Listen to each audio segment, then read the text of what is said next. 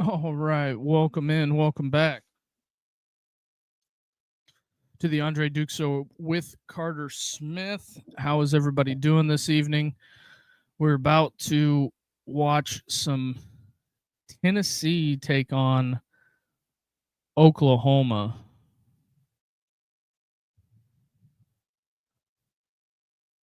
There's that. I'm getting everything set up. Appreciate everybody. If you can do me the biggest favor and hit that like and subscribe button. That helps us a ton. Fun times here with ESPN. Um,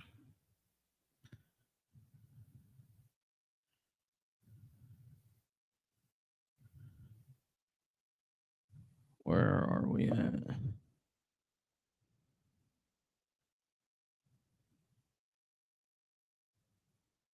Just checking on some things here.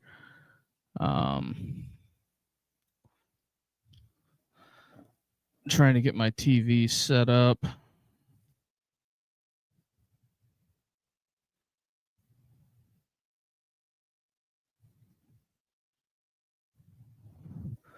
All right, what do we have here? Past the nobody. Mississippi State comes in with the first win in the SEC for a while. That is something to be said.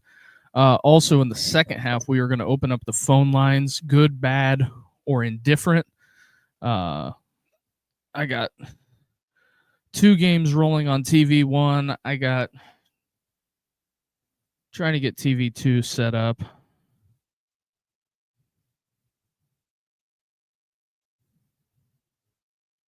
This is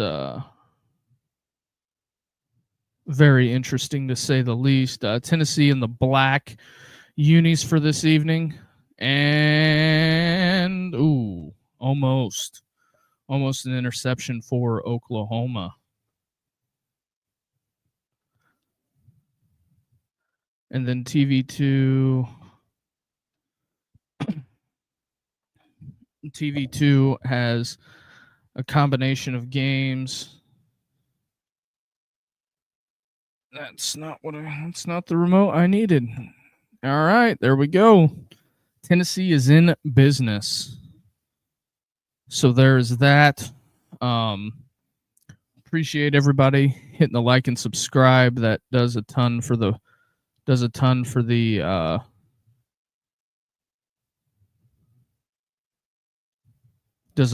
podcast. So there's that. Also, Ole Miss and South Carolina are in tonight.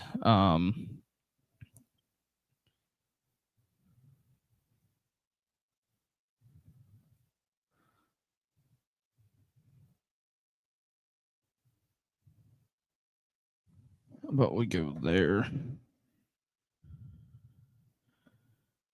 And if you're wondering, the clamoring in the background is my son. We are having some disagreements this evening. But that's life with a 6-year-old.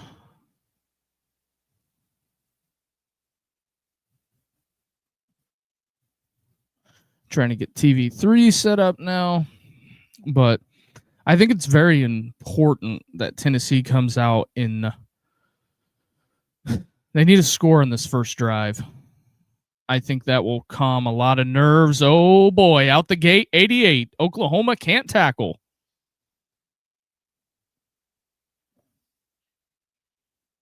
That is something that needs to get done.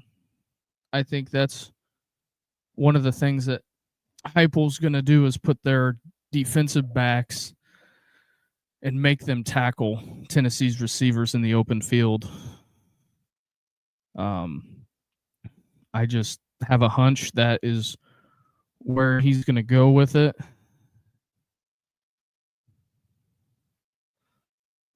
All right, but there's that. Also, if you like SEC football, hit the like and subscribe button. Got a penalty. No, not on this.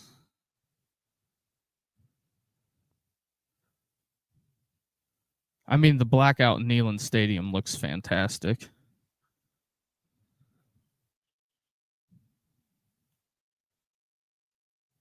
Illegal formation. Josh Heupel, not a happy camper after that one. Can't blame him though, but Vandy falls today. They take their second loss. Georgia beats up Florida, but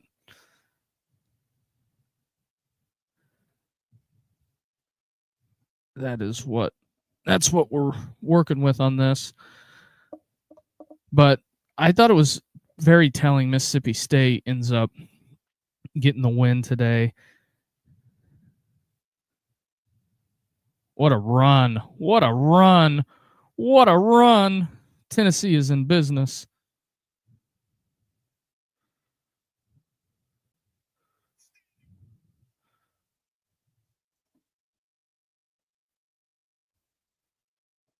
Tennessee in the driver's seat. It's going to be interesting to see what Oklahoma does on offense. One thing that they haven't done is I think if Tennessee gets to 28 points, Oklahoma ain't going to beat them. That is something that I'm keeping an eyeball on. 28 points, I think, is the kind of the drop dead marker. But I think that's just something to be said there.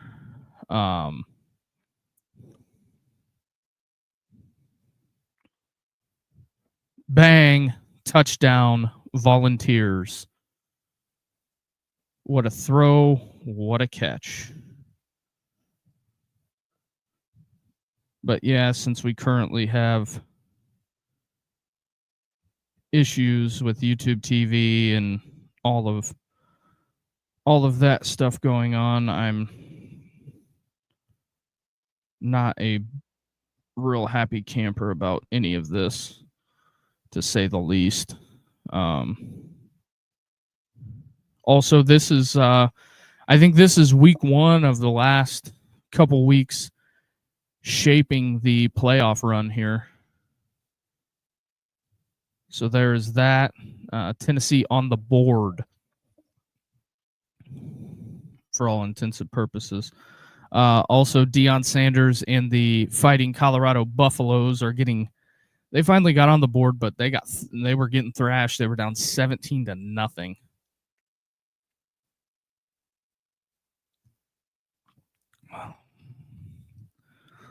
So Ole Miss has got they got the ball back as well. Trinidad Chambliss, not a great place to start, just by what I'm looking at. And then you got Auburn taking on Kentucky. Waiting on a score for that one. And I think this is a big spot for a lot of these teams this evening. This is an elimination game for Tennessee and Oklahoma. Whoever comes out the how do I want to say this? Your playoff hopes are relatively over. Also, Nebraska up right now on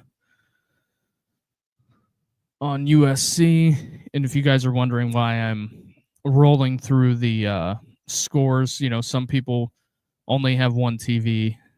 I have 4 screens going. But, it's pretty early in the stream. Also, this evening, plan on doing the call-in show tonight. Auburn, Kentucky 0-0. I think this is a very important game for Hugh Freeze, to say the least. So there is that. Commercial right now for Tennessee, uh, Oklahoma. Oh no! Ooh, almost threw a pick. I think the South Carolina, Ole Miss game will turn into a track meet. I don't think South Carolina has the dogs to keep up with them. That's just my opinion, but there's that. I got to get this lighting right. I apologize, everybody. I'm screwing around.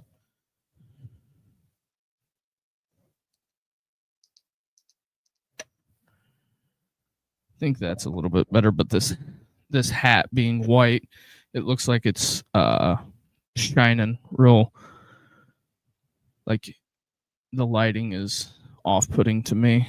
But also, how's the audio? If you could throw that in the chat, how my audio is.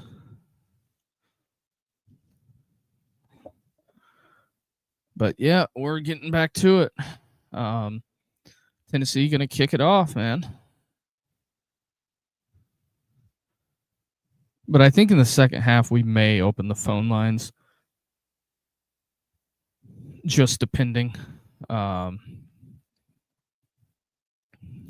Yeah, I'm not shocked by that result of the kickoff.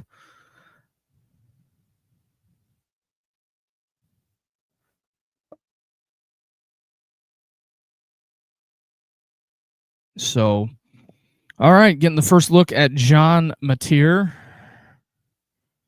Seeing what we got here with Mateer. So, appreciate everybody. This is, the first quarter. I would say it is probably rocking at Neyland. Day after Halloween. Yeah, I think Oklahoma, if that's going to be the strategy for this evening, it's going to be a long day at the office for Oklahoma, to say the least. I don't think running the ball is going to be the key to success on this. Wow. Looking at Oklahoma's offensive line, they're starting a true freshman at tackle. I would say that's probably going to get exposed. Man, Arizona scores again on Colorado. Yikes. Tennessee with the punt away. And then at halftime, we do take a break. That is going to be Oklahoma's key to success, I believe, in this game. They're going to have to throw it to win it.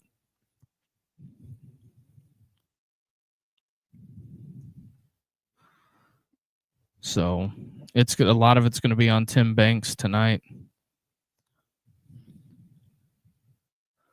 Seeing what we got. Let's see what we got here. I expect Tim Banks to take the Texas approach, how Texas lit Mateer up on the blitzing. I think that you're going to see that later in the game. Trinidad Chambliss in the end zone.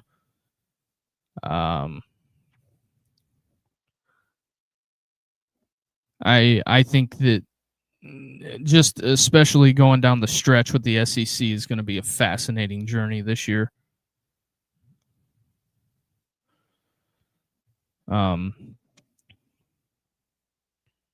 Some people don't believe so, but that's just me. I think Chambliss has a good shot to win the Heisman.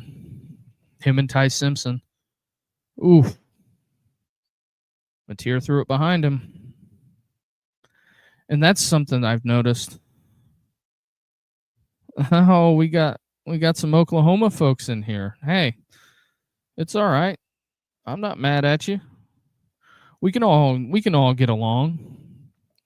Although the guy in the front row with the Batman mask on looks very, very interesting. to say the least. But, that's why the SEC is the best conference. I think they're coming after Mateer here. Yep. And incompletion. So here we go. Can Tennessee go down and score again? Can they rout Oklahoma? That is the question.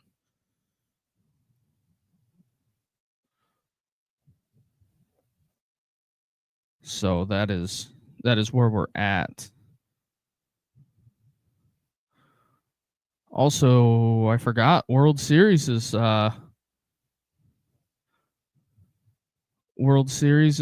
starting soon. Also, for everybody out there, what are your thoughts on Miami just absolutely barfing on themselves on the road today? Miami, I think, has taken themselves out of the playoff picture. All right, Tennessee back at it. Let's see what the Vols can do.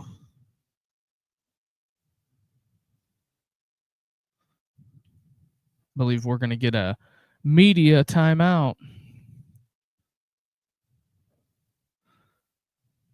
Yeah, so we're 16 minutes into the stream.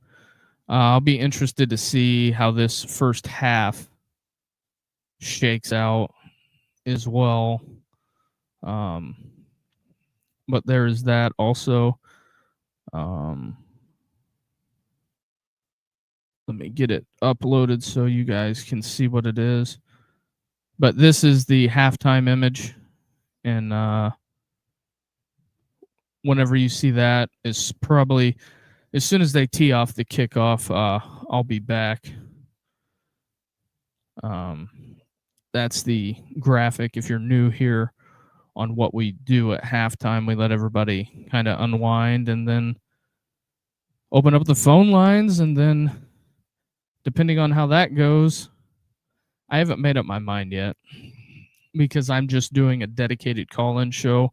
Supposed to start at 11, but we'll see how ABC keeps this thing on track.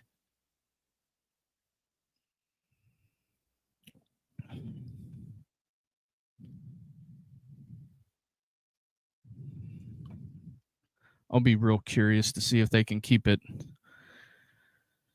under a 2-hour first half.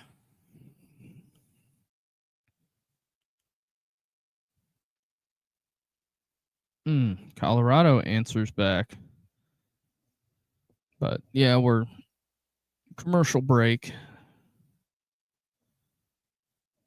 I'm very, very fascinated with Purdue and Michigan tied in the second quarter. Didn't have that on the bingo card. Auburn's still trying to get that figured out. I think it's fascinating that Hugh Freeze has benched Jackson Arnold for the new guy.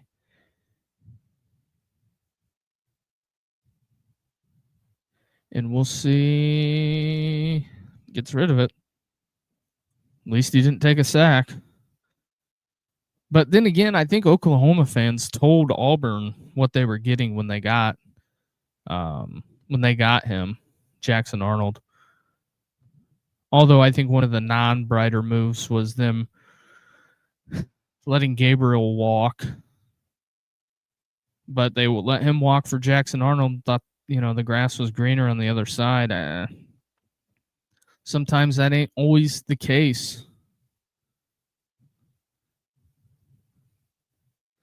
They're just showing the highlights of the last drive where Tennessee went down and scored. So there is that. Tennessee's taken over.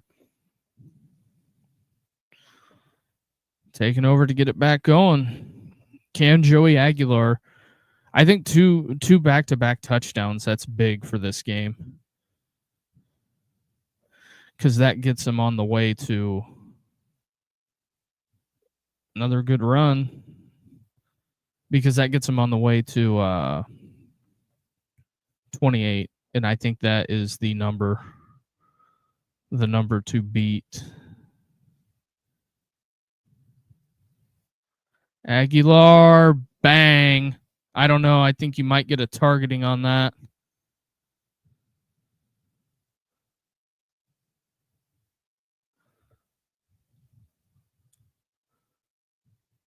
I'll be curious on that one. He's grabbing his head. Was there forcible contact to the head or neck area? Bang, he flashed.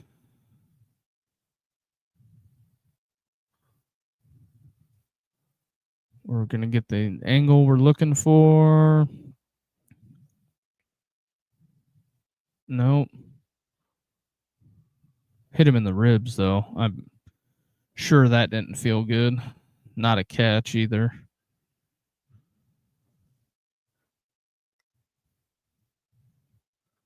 Probably got the wind knocked out. So Auburn punted.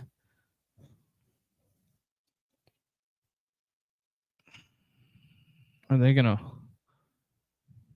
Checking the collarbone. The guy in the green there that they're showing on TV. What a mustache! What a mustache! And also, the other thing too with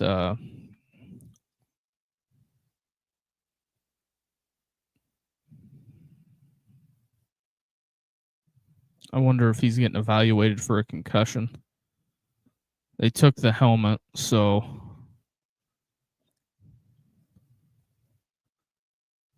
yeah, that's probably what's going to happen. All right. I'm surprised they didn't try to step away for another ad. All right. So Aguilar back at it.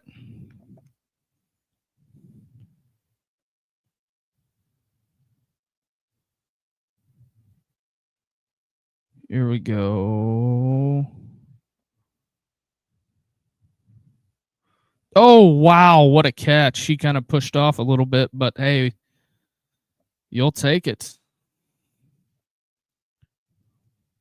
It was a bit of a push off, but we'll look the other way on that one. Heupel going fast. Oklahoma wasn't set. I like the idea, but I probably would have thrown it there.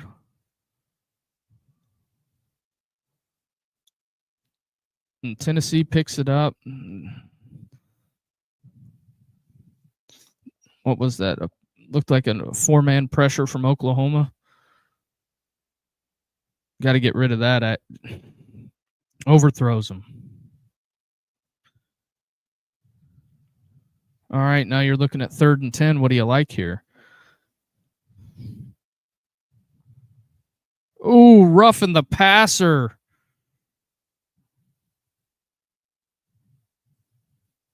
Let's see it.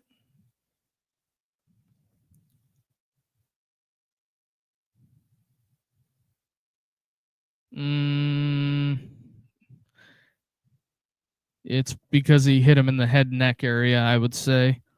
And it didn't help that he fell down as well. That is a drive. Some people call that a drive killer. On the Tennessee side of things, that is a drive starter or extender.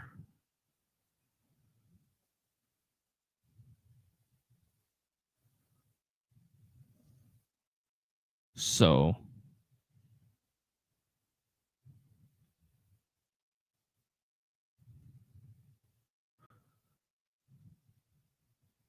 ooh, that's not good. Arizona turns it over.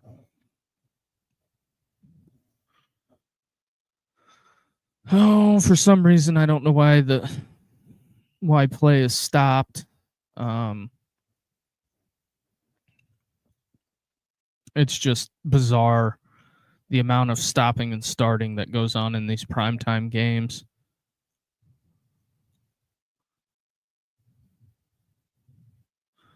Oh no, that's not good. So Oklahoma the other way with it.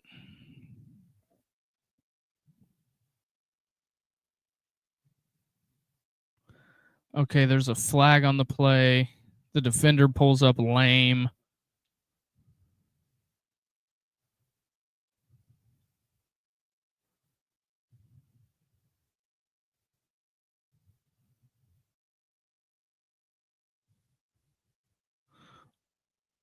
Oklahoma sideline warning. Well, that's not how you draw it up. So what exactly happened here?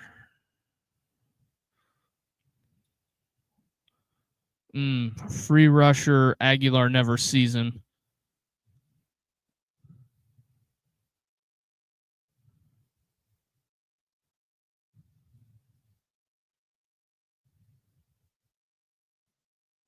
Does he? No, he didn't step out. Huh. Oklahoma ends up with a sideline warning, fumble return. That just breathes life into Oklahoma. But, after a turnover like that,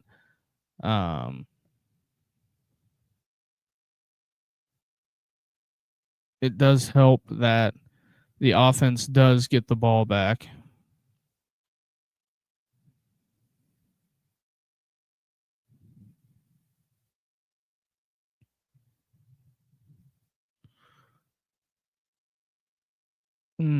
So we're all knotted up 7-all.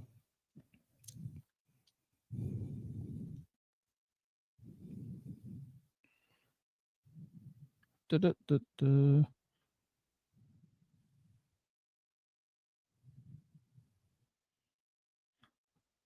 sorry about that.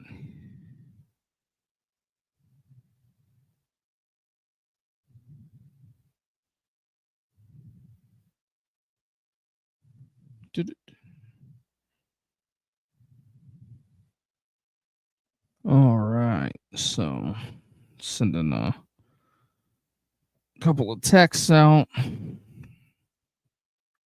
But yeah, so that's not how things get drawn up there. USC throwing at Nebraska's end zone now. So what do we have? Kentucky looks like they might score on Auburn. Could Hugh Freeze bite the dust next? That is the other deal. And then also, I'm sure Tennessee fans are elated to see Jeremy Pruitt has been reinstated.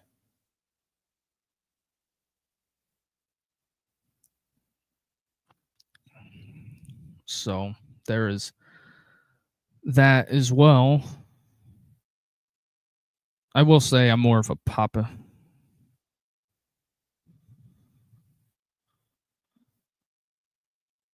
The Tennessee football copyright.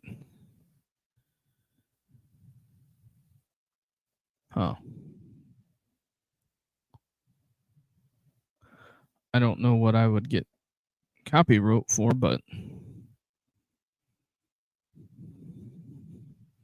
ooh, Purdue with the takeaway.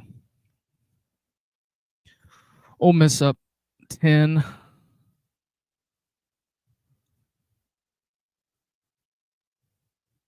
Huh. But anyway, there is that. We also have Chili's. Yeah. Can't remember the last time I went to go eat at a Chili's.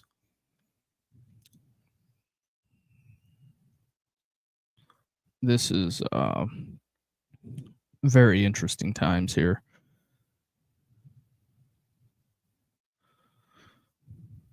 But yeah, there's nothing.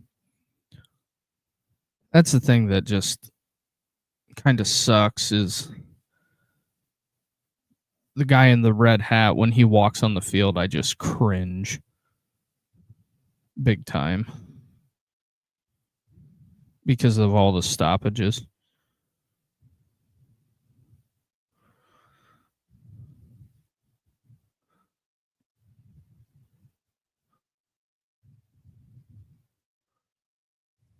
Um,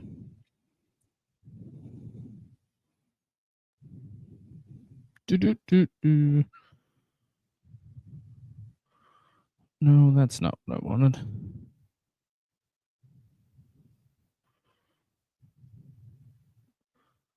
All right. So we're back. What do we got here?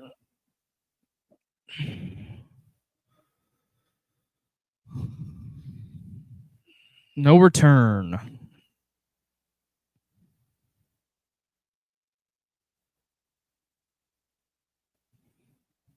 No return on the kickoff. Per usual. I don't know why I hate to say it, but I don't know why we do it. I mean, if there's not going to be returns anymore, you just mail it in. Yeah. All right, here we go.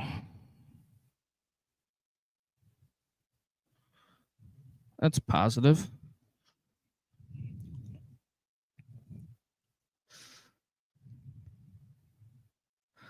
Here's the other thing. What's wrong with having the players during the game that aren't going to play just put them all in travel suits so they all look uniform?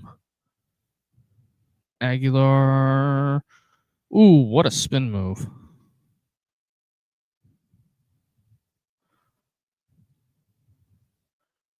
Hypo keeping this breakneck tempo.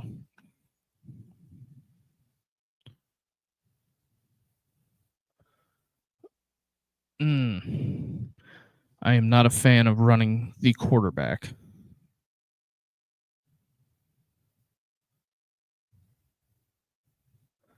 That was a 71-yard return.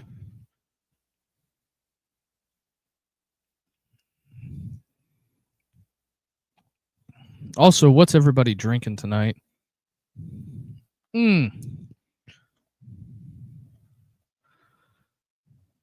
I got a little Evan Williams and some diet.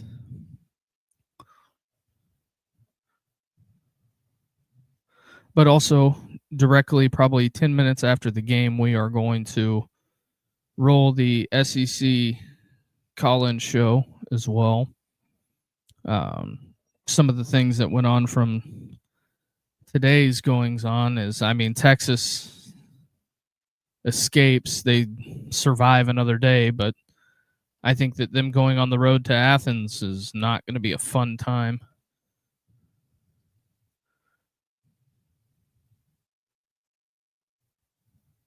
Man, I'm not shocked that Joey Aguilar is taking it up and down the field on them. I'm really not. They gave him the first down. What a spot.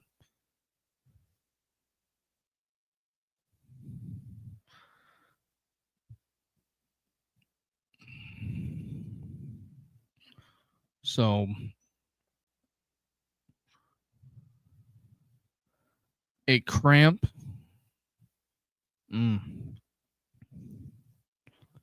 Fascinating stuff. 6'2", 292. It's a big fella. That is a large man. But, you know, that's kind of where we're at. Oh, Trinidad Chambos just throws a pick.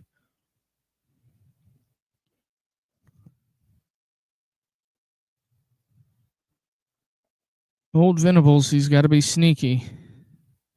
Got to, you know, the thing of it is you got to slow the pace down somehow.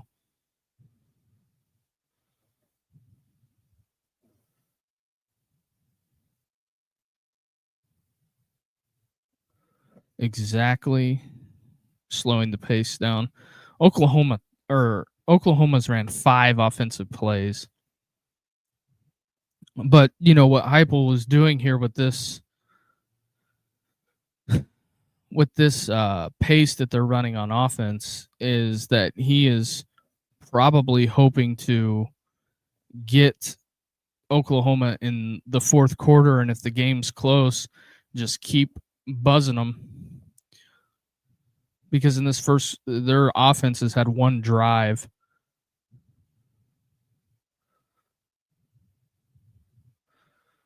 Tight end again.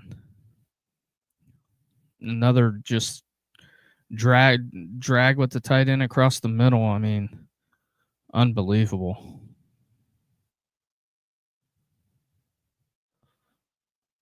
Oklahoma isn't even getting set. I mean, they snuffed out the run play. But here's the thing. Heupel needs to run a play action off that when he goes fast like that. When they hit a big explosive, if he would just do that stretch play and have Aguilar keep it boot naked, bet it'd be wide open when they're misaligned like that because they're all staring in the backfield. Just hang on to the ball, Joey.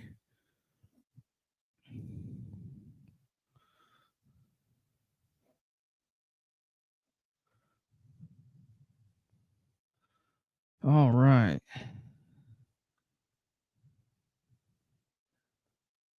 And I was thinking he looked like he was going to toss it to a lineman. I'm just like, no, do not do that. Just eat it, man. Tennessee offensive lineman down.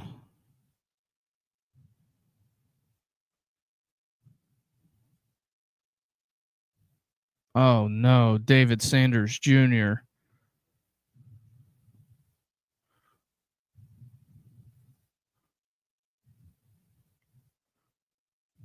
Ooh. He got rolled up on. That's not a fun time. Not a good time. Arizona scores again.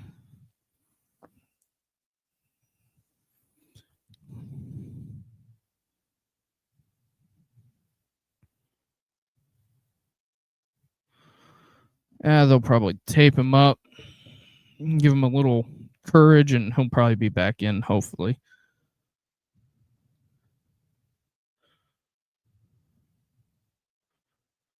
So we'll see. I can't believe Colorado is just fallen off a cliff.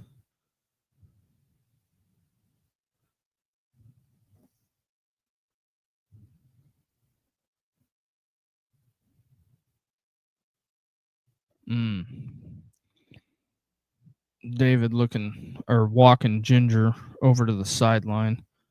Not a good time.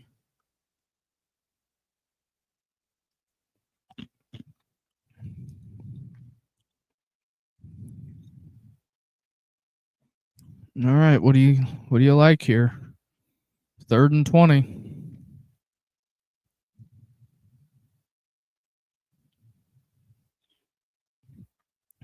My money's on the tight end, something over the middle. Nope. 4th down. Here's where a lot of people will disagree with me. Kick the field goal. I've seen it way too much this year on the games that I've streamed. Is coaches get into this low red zone and it'll be like 4th and 5 and they'll go for it and not get it.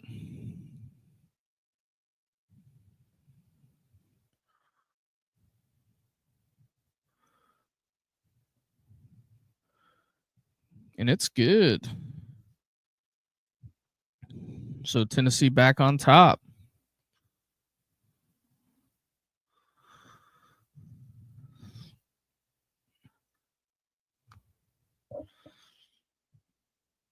Hits it good. Hits it good. All right. So what can Oklahoma do anything on offense is the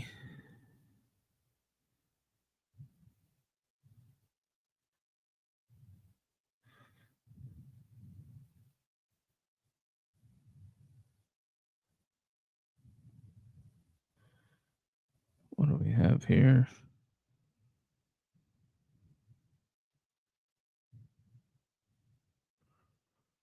That's a sweat victory.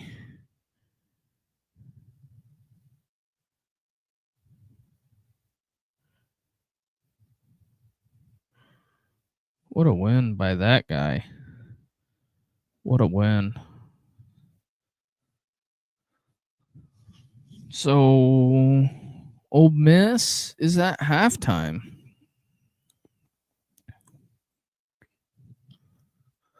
Again, no return. It's a good shot of Nealon right there. Doesn't look like it's hardly empty at all. Tons of people there. You can see them on the concourse.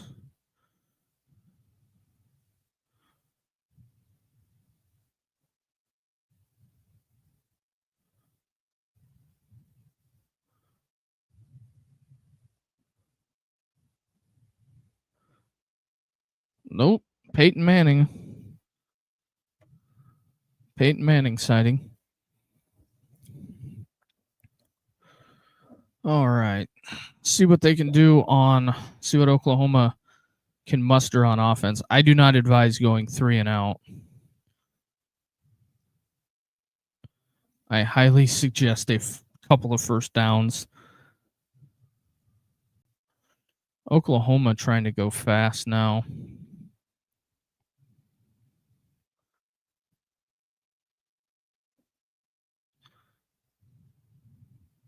I don't think running Mateer is a brilliant idea, to say the least. The running Mateer, if I was them, I would not advise that.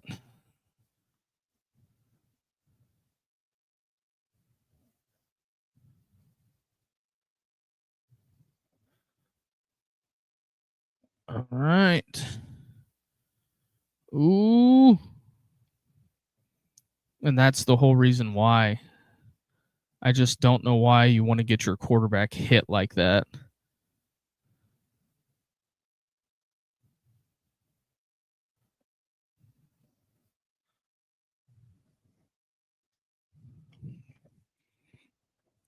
Getting the QB hit is not something that he's 2 of 4 for 14 yards throwing.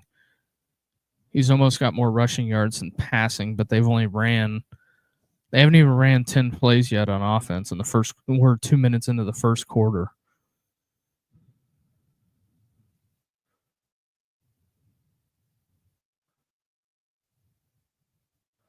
What do we got? False start.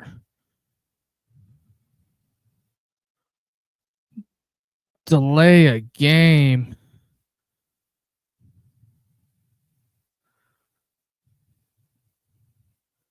Interesting. Everybody on the Oklahoma sidelines kind of like, shaking their head, but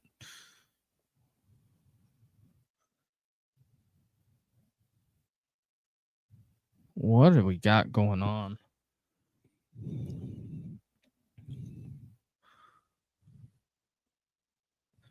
I'm assuming Venables called timeout.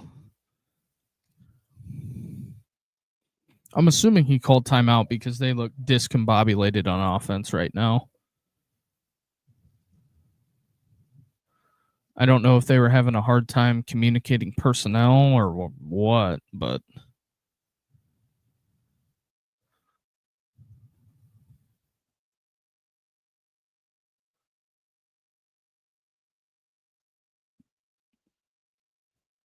so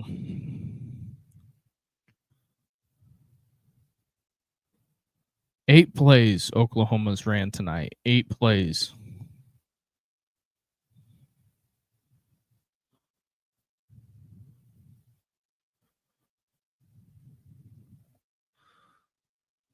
Heupel staring at the iPad. Kentucky up a field goal on the folks down there at Jordan Air.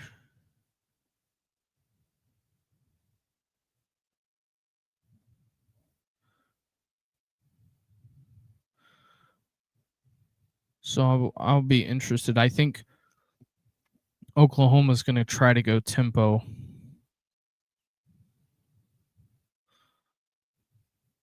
Over 100 decibels. Jeez.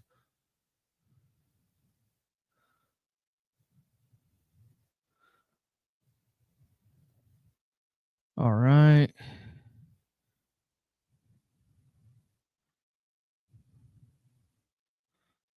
All right. So Penn State, the new Eamon says Penn State, the new Rutgers. It'll depend on who they hire as their coach.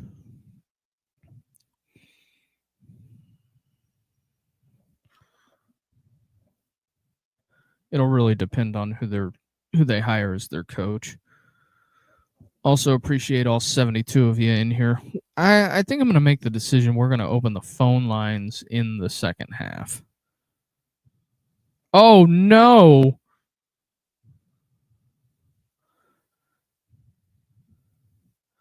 Guess I could put the banner up while I'm thinking about it. Also, if you enjoy this content, hit the like and subscribe button. And we've been doing this all year long. I was going to do those earlier streams, but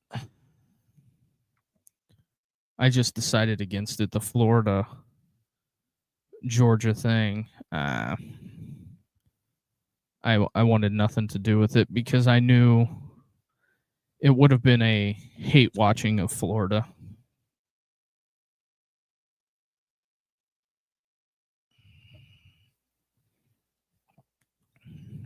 Tennessee doesn't come after that one. Another delay of game.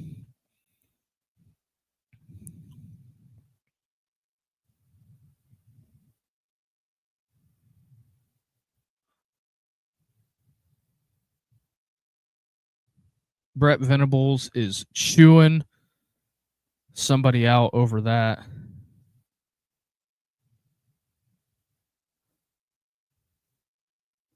How does Oklahoma not have their personnel groupings like figured out?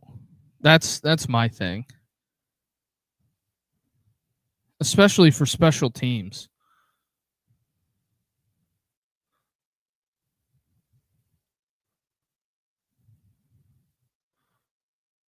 Just all I'm asking. Oh no, he dropped it.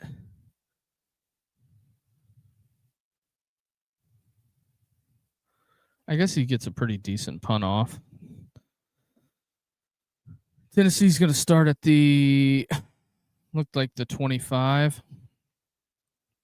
It just doink right off the hands. Hits him right in the hands.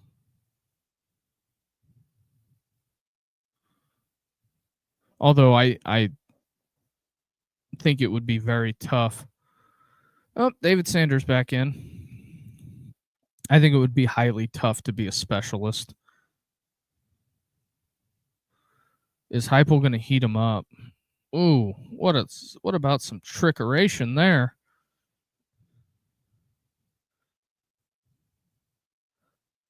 I'm just telling you, Oklahoma, you better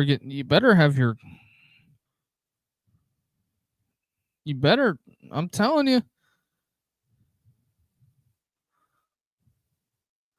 See, that's what they're doing to you. You guys are all looking at the sideline. Heupel is heating you up. Because you're not aligned.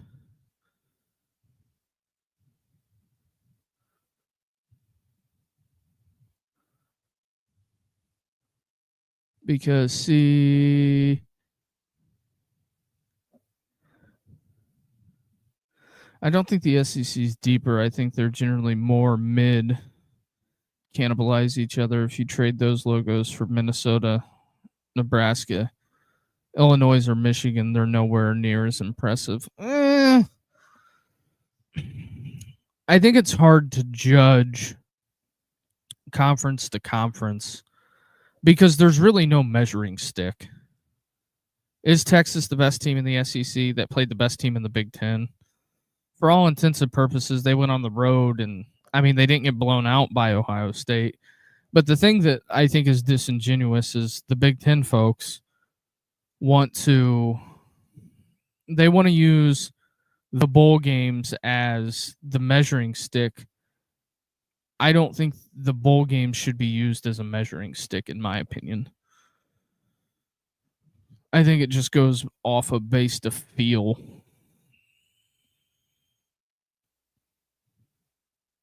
But I think the SEC has more balance than the Big Ten. I think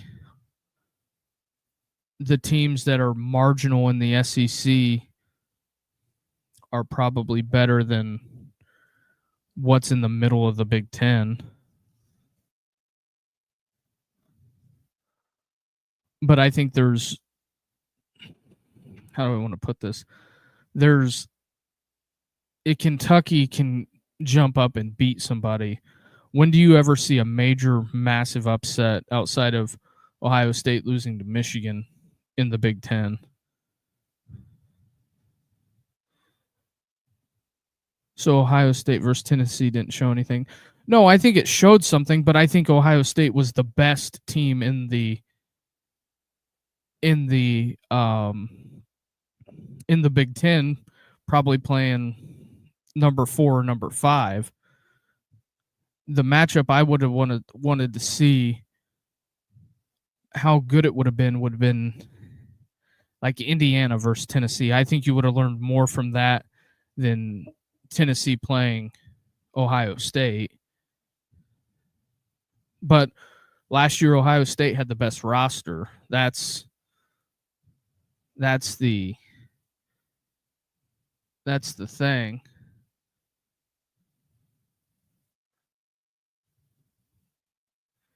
So, but I also think Notre Dame has a really good roster as well.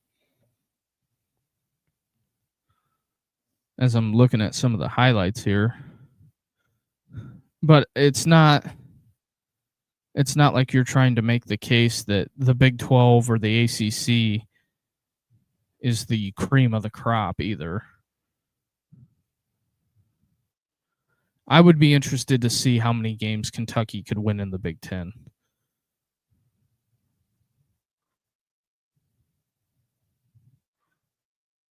That's just my opinion. But I think Ohio State could win games in the SEC consistently.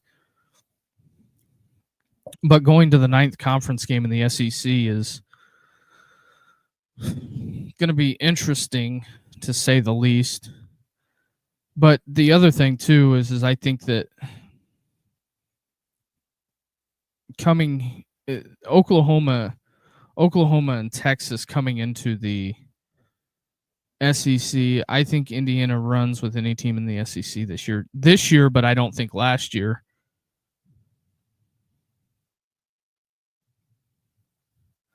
But then again, the only 2 losses that Indiana took were Notre Dame and Ohio State, the 2 teams that played for everything. So that's kind of, it's all about perspective. But I think the playoffs will sort a lot of things out. Excuse me, this year.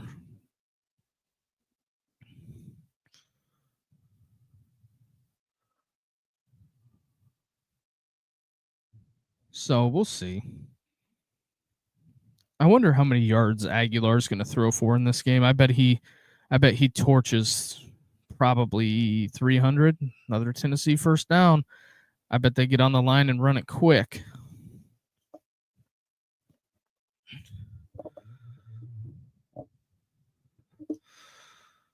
I bet they get up there and they are going to, trailing under Venables.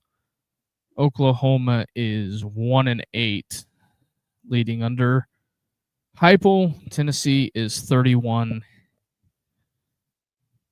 What was that? 31-8. Oh boy.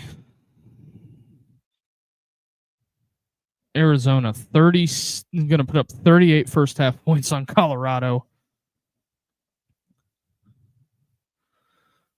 Ooh, this is a big run. So what would that be? They give up 30.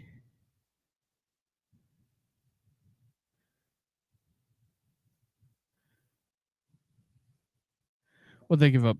43, 38. Jeez, they give up a lot of points. Oh, wow. That touchdown's got to stand, though, but. Oof. That is not a good look.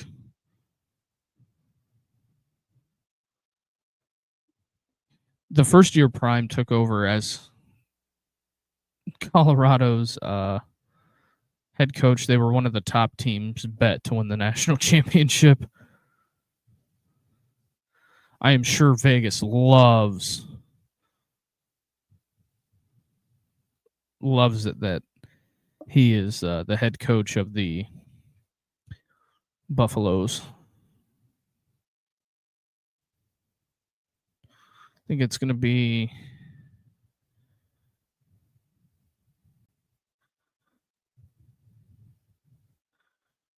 what do you like here? 2nd and 9. Heupel keeping it on the ground. Fascinating.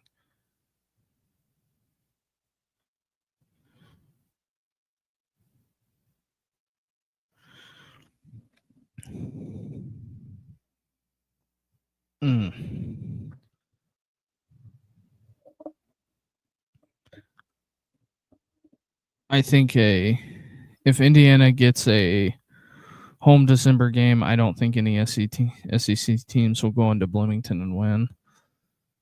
I think that's going to be one of the advantages of the Big Ten is hosting home playoff games. 4th and 6, and you throw it deep. Nah, he wouldn't. Even if he would have caught it, he wouldn't have been in bounds. I think that's one of the advantages the Big Ten has. But I think if you're a Big Ten team and you got to go on the road, I think it's going to be very hard for Big Ten teams to go down south and win.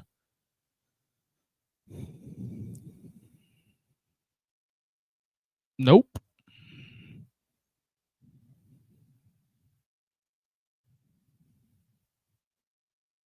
Oklahoma gets a win there.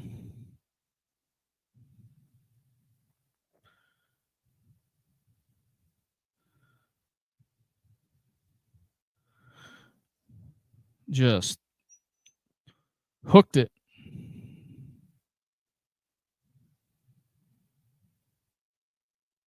Yeah, that's going to be a fascinating deal there. Tennessee's kicking game has not been great this year, i.e.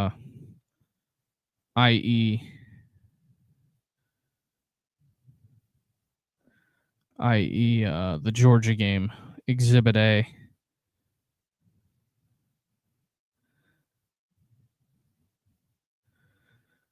Yeah, I'm just looking at some stuff here.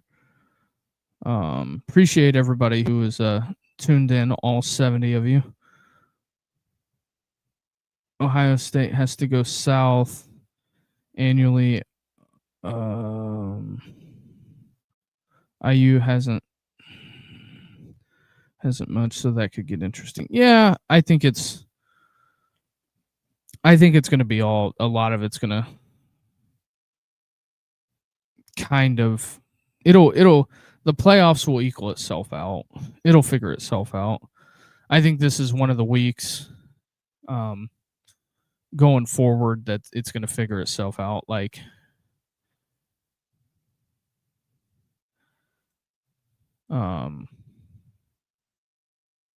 the winner or loser of tonight's game, for all intents and purposes, that the team's out.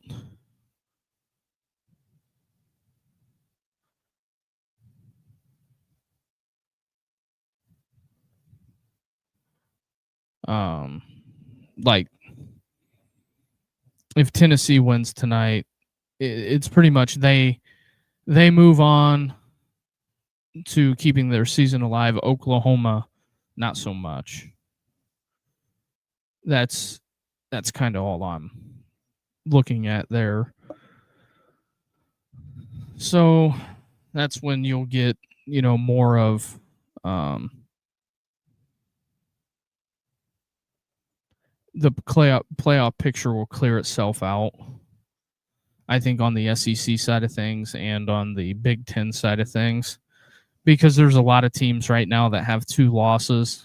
I think 3 eliminates you. But the other thing is it's gonna be fascinating how the ACC playoff race reveals itself.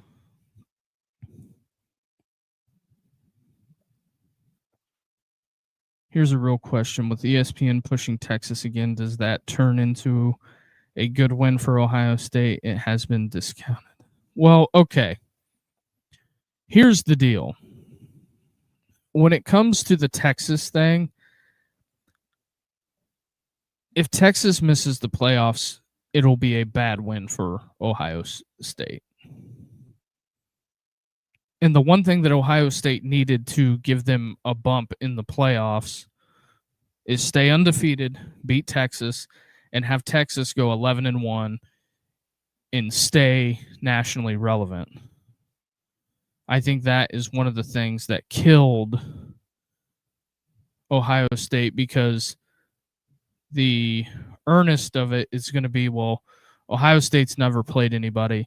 And did anybody just see the right tackle number 70 there just grab high on the shoulder pads and not let him disengage? Did not disengage with the defensive end.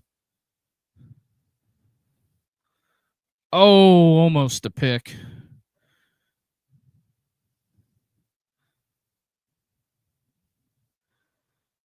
I'm just saying that I thought that was a massive hold on 70 on that first play that Mateer took off. But here's the other thing. The John Mateer run game can't be the focal point of your offense.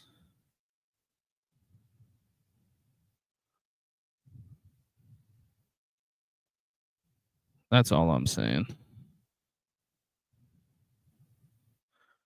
Yep, 15 yards. Mateer is Drew Aller South. I don't know how much of an upgrade Mateer is over Jackson Arnold, but then again, he's got to be better than Jackson Arnold because Jackson Arnold can't get on the field at Auburn, which Auburn's quarterback situation, I hearken it back to what Saban said. I don't agree with that being a late hit. He was still in the green, my friend, but whatever. The SEC officials have been very bad all year. The college officiating across all conferences has been bad all year. I don't see how anybody can disagree with that, to be brutally honest.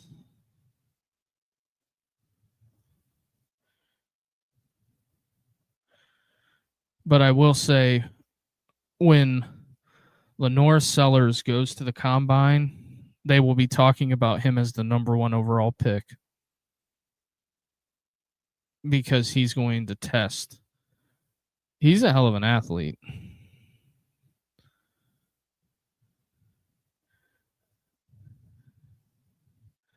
The SEC officials have upheld their bosses at DraftKings. Yikes. Oh, I think there's going to be a big gambling scandal come out. Eventually, it's going to. I don't know what league it's going to be, but it's going to be one of the leagues. What do we have here? What's the penalty? Is it a hold?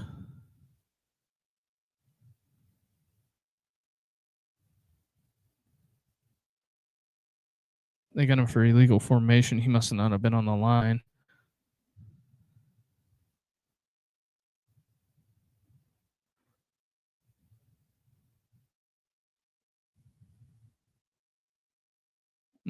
Oklahoma again being disorganized on offense. 2nd and 15.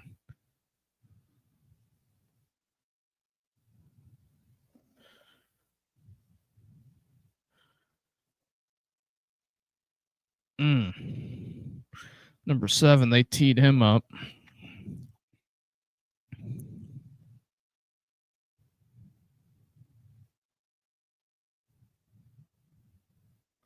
Although I do like the Tennessee blackout look.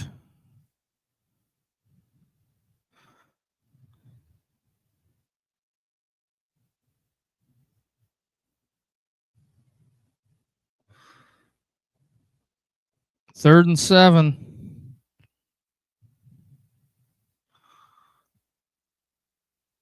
What's Mateer going to do? He is dancing around and he is going to take off and he gets socked, and it's also going to be a hold. Does Heupel accept the penalty and replay the down, or do you decline it and see if they kick a field goal?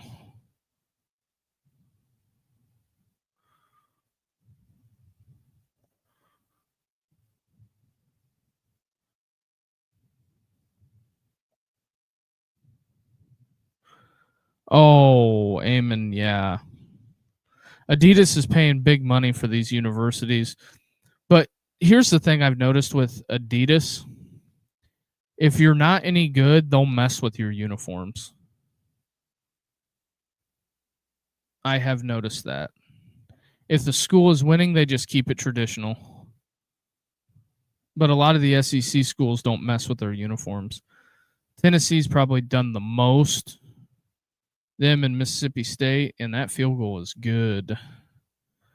We were all knotted up here. 10-10.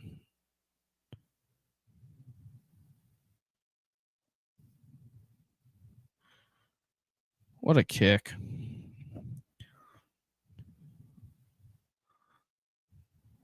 Yep.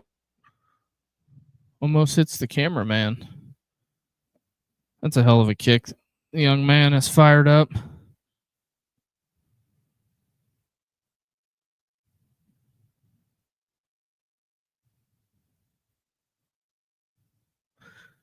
Just a snippet from another game. Shane Beamer is pissed about something. And Nebraska's up on USC. Auburn kicking a field goal to go into halftime. I am sure the Auburn faithful is not thrilled. Indiana wins today 55-10 over Maryland.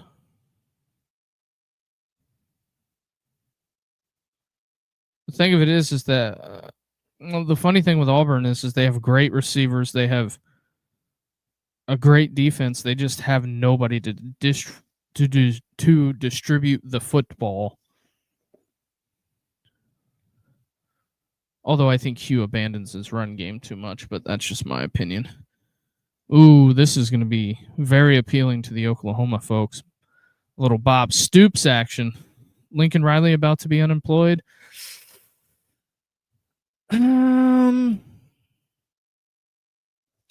Here's the deal. Me and Richie talked about this the other night.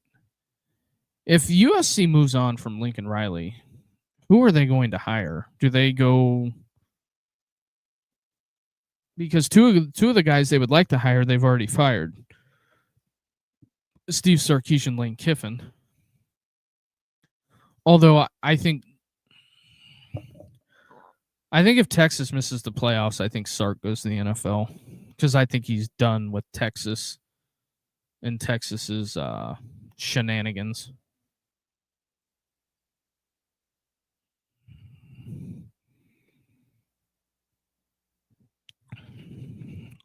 I don't know. Would the move be to bring Pete Carroll back at 74 years old? But hey, I mean, Belichick did it, so would the USC fans want Pete back, and what would it look like? I think Pete Carroll would be very successful if he went to USC.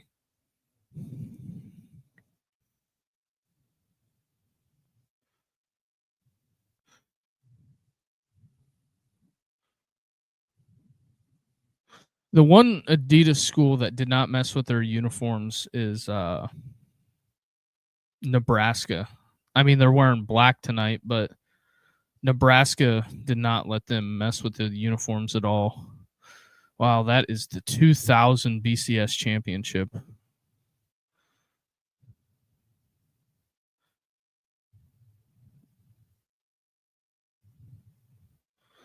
I guess Phil Fulmer there.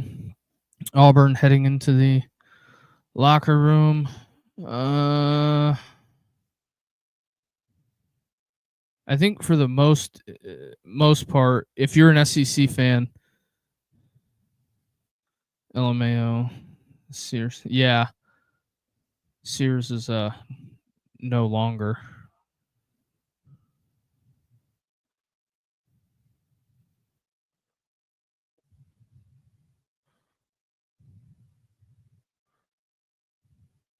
So I'm assuming Tennessee was calling into question the kid moving. Uh-oh. It's about to get real interesting in Vaught Hemingway. About to. South Carolina's only down a field goal. Third quarter. 11 minutes. All right. What do you like, Tennessee? Make sure he's set, Joey. Can we stop with the Joey Aguilar running the football? If it's a designed run, it doesn't typically work. I've watched Tennessee try to do that all year, and it just doesn't jive, in my opinion. But I'm no offensive savant, but I'm just saying the Joey Aguilar run game hasn't, I don't think, materialized. That's first down. First down. Wow. Why would you spot him that short? That's a bad spot. That is a horrific spot. Hopefully the white hat just walked over and pointed first down.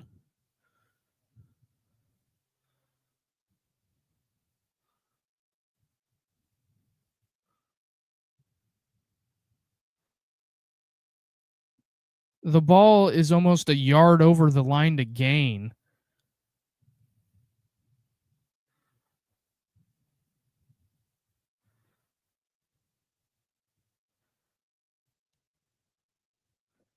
He is down there. That's a first down. Here's the pylon cam. And we got a leg in the way. That's a first down. Like, how do you spot that short?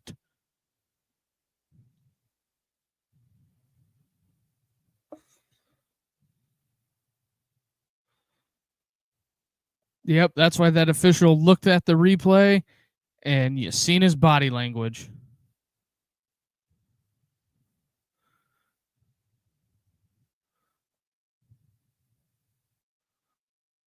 I don't. What's the debate here? The back knee, where his uncovered knee goes down. So he's down there. If you draw a vertical line, the ball breaks the plane. The SEC's got to get this figured out because these white hats have. It's a mockery.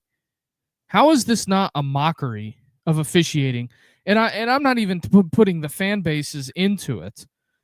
You know, do the fans criticize things that are non-issues? Yes, but I think this is a pretty damn big issue, to be honest.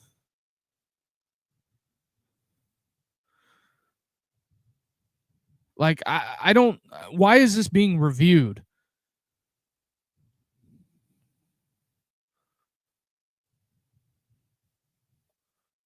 It took 5 minutes to. I watched one replay and knew that it was a first down. And I'm not an official. How can I come to that? How can I come to that reasoning on a YouTube show? Watching it the first time, I said it was a first down. and you got to watch 30 replays of it. Like, come on.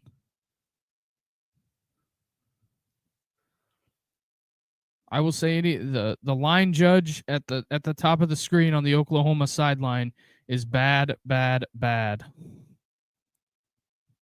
Because he was staring right at it.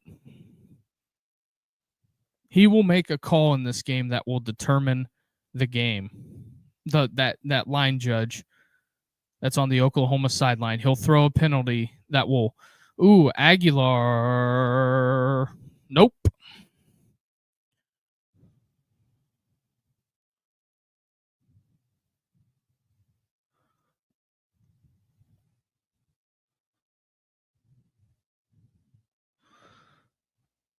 Oh, he knocked the wind out of himself. But I'm telling you, that line judge will throw a penalty that will dictate and determine the game. He hit the ground pretty hard there.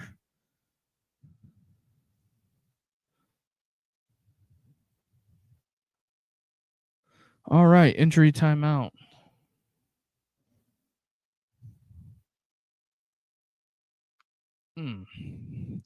So here we go. Difference between the SEC and watching Julian Sand is that the deep ball disappears off the screen before it comes down with it. Well, it's because the camera. The thing with the one thing that's interesting with the horseshoe is the camera deck is what that is. That has a lot to do with it, to be honest. Also, if you can do us the biggest favor, if you could hit the like and subscribe button, that helps us a ton. Helps the channel grow. Also, as I say that, I'll say this: the end of at the end of this game, we're going to do the SEC call-in show. I will leave that up for a while and talk about the day that was.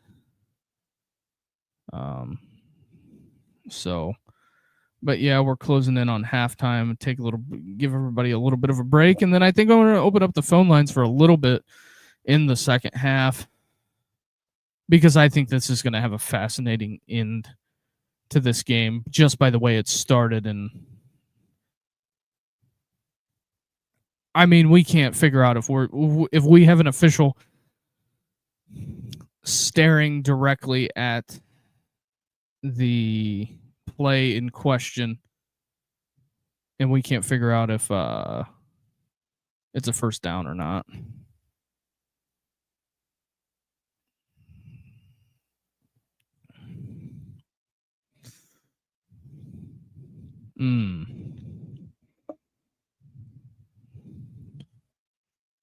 What do we have? Ooh, the CMA Awards coming up.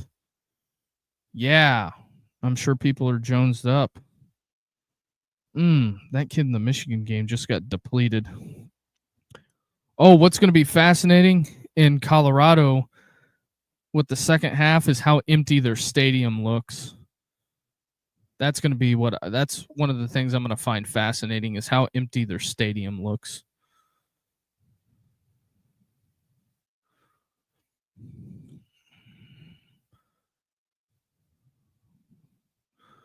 All right. I think this is a big third down. Could be wrong. All right, first down.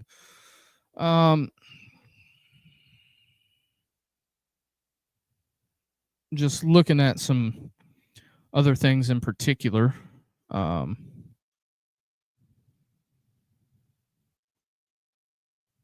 You got to turn that one. You got to run that one up in there, my friend. You got to run that up in there.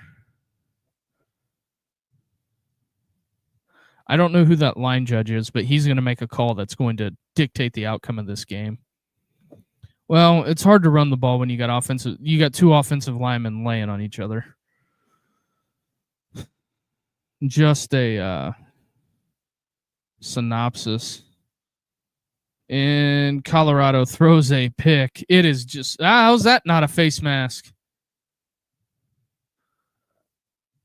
There we go. Also, I was looking at NFL fines the other day. If you you get a face mask penalty, it's $11,000. He visored him.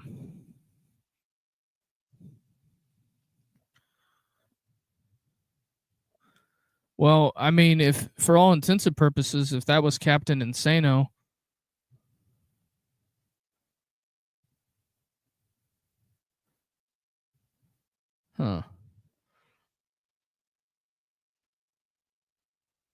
Texas has got to figure out their defense. They give up 423 yards to Vandy. Very fascinating.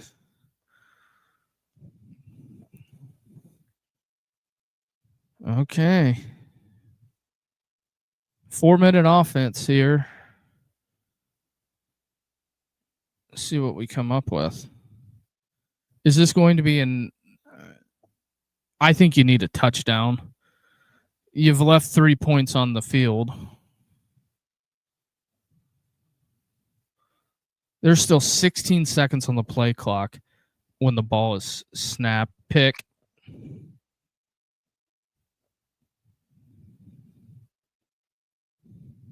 That's not good. Probably going to get a 15-yard penalty because that dude tried to punch the ball out when he was already down. Yeah, that backside safety, I don't think Aguilar seen him because he drifted with him and he breaks on the ball as soon as he releases it because he knows where it's going. Yep, that's mine. Bingo, bongo. I thought he just number 22 just dead red redemption right there. So Tennessee has turned the ball over twice. That's possibly a touchdown that they've left on the field again. They've left 2 touchdowns on the field. Missed field goal. Looked like Oklahoma false started there. Shaq couldn't even have caught that one, Mateer. Jesus. So what do we got here? He just was sitting there reading the quarterback's eyes. He was just reading his eyes, and he drifted and drifted and drifted, and as soon as he threw it, he broke on it. And unless Aguilar didn't see him, that would be the only thing I could think of.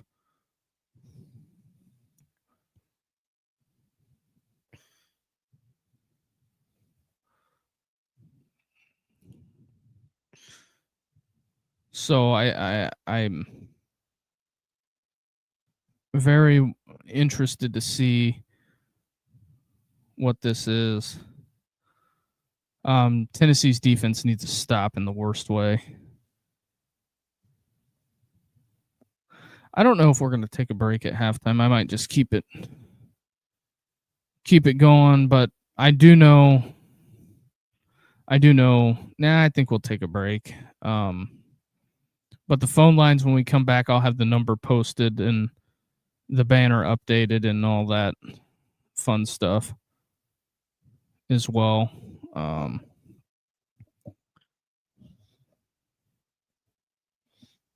Yeah.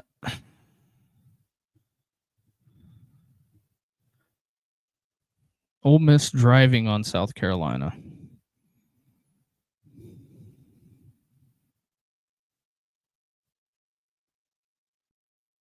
I guess Colorado's got the ball back.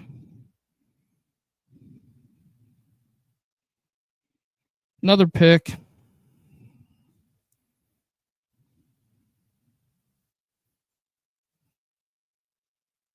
Mm.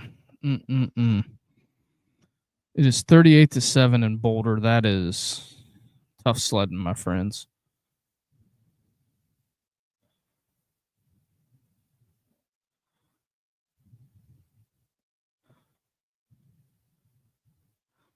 So there is that. But yeah,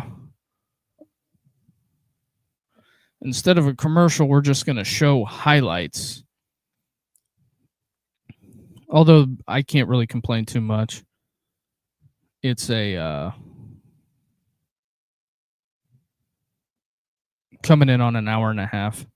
It'll probably be about an hour and 40-minute first half. It can't be any worse than that Kentucky Ole Miss game that I did. Uh-oh, this ain't good.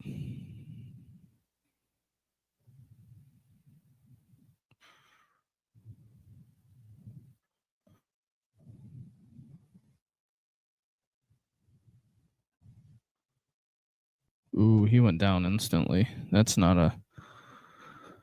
Do they at least have him up? Are they going to get him up? Hey, they got him up. They got him up. That's good.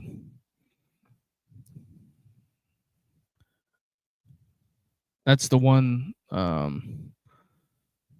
thing that's really important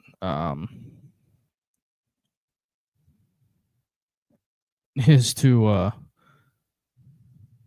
whenever somebody goes down and they stabilize the neck and they're able to get up and walk off under their own power. I remember I watched it live, the Ryan Shazier hit. Unbelievable.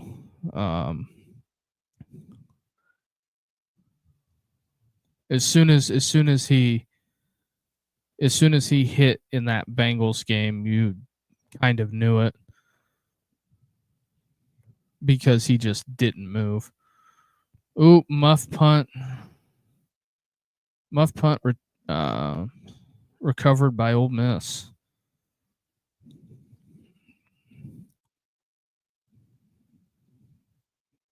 I'm surprised nobody from Arizona has hit the Shedeur Sanders celly yet. They've been in the end zone enough. They're pointing.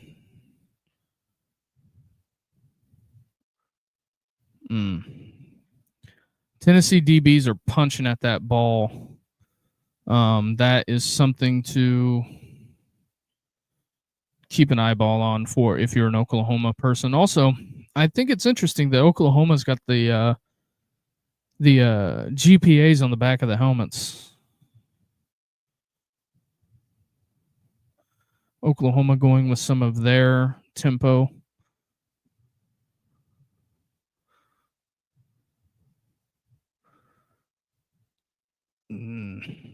I will say they haven't totally abandoned the run like I thought they would, but very interesting play calling. So we're gonna hit the 2-minute here. Oklahoma all game has looked discombobulated in my opinion. I don't know if it's because they can't hear or what the deal is.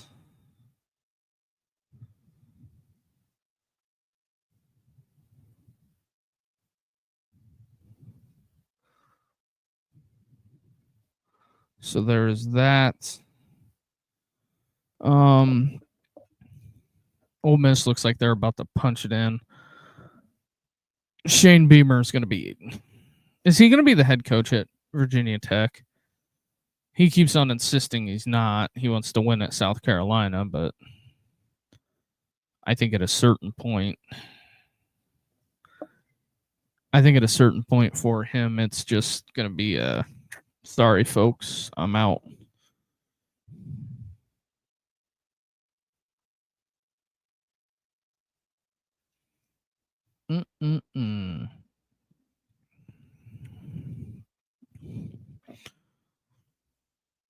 Oh, yeah. I forgot. Popeyes is going to be selling that Cajun turkey for like $40 again. $40 or $50. when you could just go out, season your own turkey, and do it all yourself.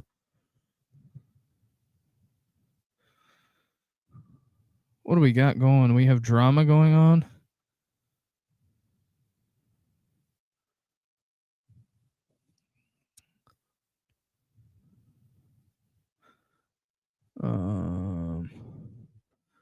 Yeah, I said that Oklahoma Tennessee elimination game. Ooh, NC State up by 7 on Georgia Tech. Not good for the Ramblin' Wreck, I will say.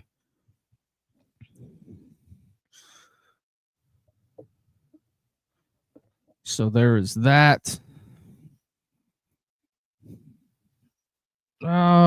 What's everybody thinking as far as what Tennessee's got to do, because they have got to get a stop? They need that in the worst way. All right. Appreciate people hitting the subscribe button. That helps us a ton. Also, phone lines will be open, and we're going to take a break, and then the phone lines will be open in the second half, and I'll probably do an hour, recap some games, read some numbers, and for however many people want to call in on the late show, that will be what it'll be. You guys will dictate how long that thing goes. Also, into the game now, Julian Lewis for Colorado. The 5-star freshman they're paying $1.8 million that hasn't hardly played all year. I find it fascinating. Just insanely fascinating, to say the least. Oklahoma, it says Oklahoma's in field goal range. Tennessee changing their defensive play call.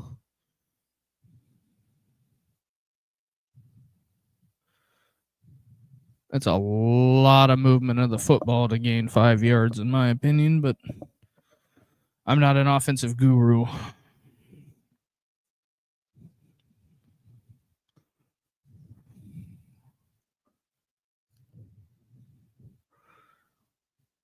Tennessee needs a stop. I think a field goal is a win.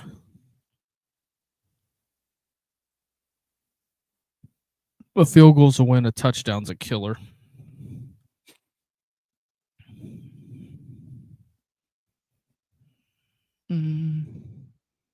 Ooh, they just smacked Mateer. 4th down, and they didn't call roughing on that? Wow, that's fascinating.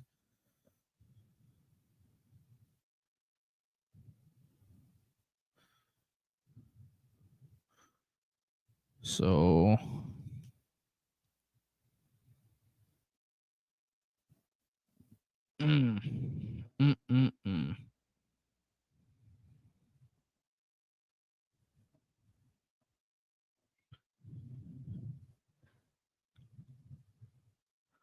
where are we at here? 4th down. Are they going to go for it? I was going to say, look at that dude's football pants. Those are shorts. What are we doing? Hey, there's old Kevin Wilson. Look at this guy's football pants. And they wonder why people get mad when they say kickers aren't football players.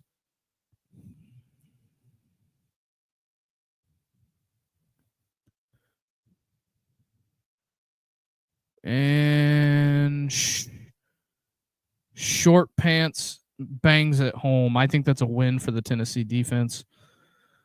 Oh, man, look, imagine that. They put the best quarterback on the roster in, and Colorado scores. That's riveting. This is just riveting podcasting. Barely enough leg, gets her through. Although it was a good catch by the guy under the goal post. It was a snag.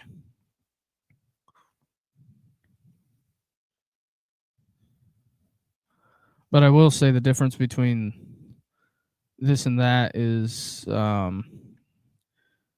Venables is probably excited because he's like, oh man, I stave off another week of almost getting fired.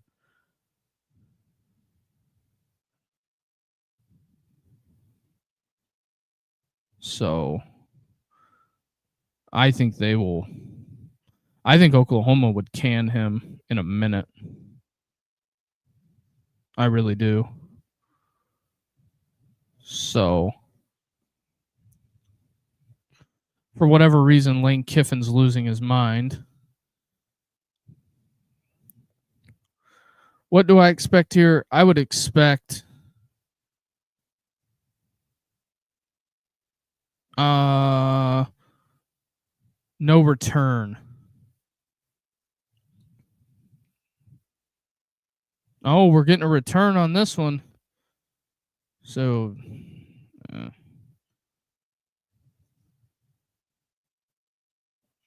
I mean, this is just a slugfest at Jordan Hare that I'm looking at. 3-3 in the middle of the third quarter. Just an offensive explosion for Auburn and Tennessee tonight.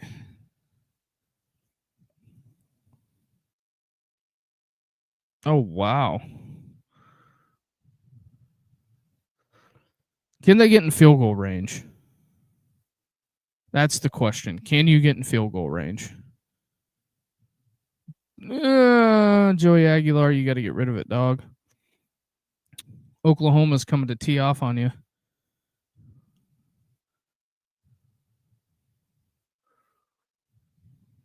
They are coming. Like Christopher Walken said, I can see you coming. Start of the third quarter, Nebraska up 14-6 on USC. Ugh. USC is down bad. Third down.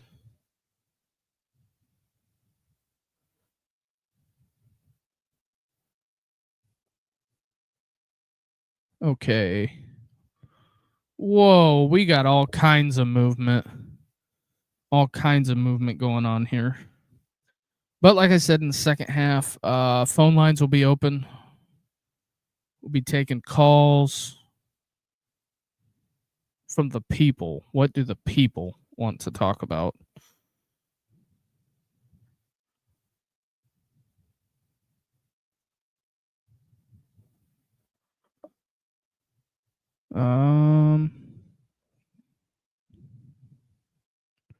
What else do we got here? Also, it helps us out here at the Andre Duke Show with Carter Smith if you guys hit the like and subscribe button on the stream as well. The like and subscribe is just huge for channel algorithm and things of that sort. We're on the road to 1,000. That's a first down. Ooh, Kentucky scores. Might be some issues on the plains come Sunday. Maybe, I don't know. Aguilar, another pick punt. With this return, Oklahoma is now in field goal range.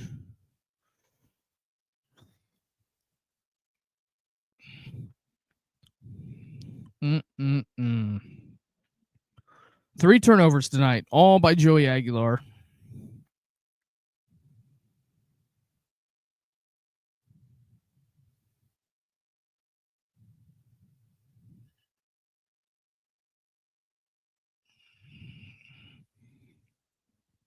But one thing I will say with Heupel, he just overthrew him. It was a bad throw. They had a defender high and low, and he overthrew it. But I will say Heupel is going to come out and keep throwing it.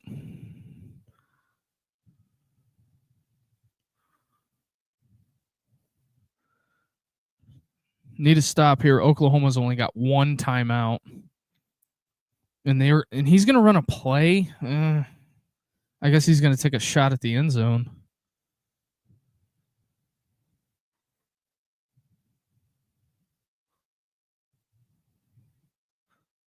Just airmails it. I'm assuming they're bringing the national championship team out tonight at the stadium. I would assume. But yeah, we'll take a break at halftime, and then whenever they kick it off in the second half, phone lines will be open, number will be posted.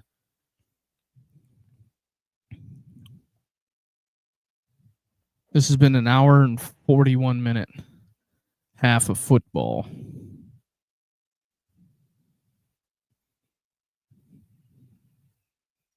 Take it down to 3 seconds, call timeout. So Oklahoma essentially is going to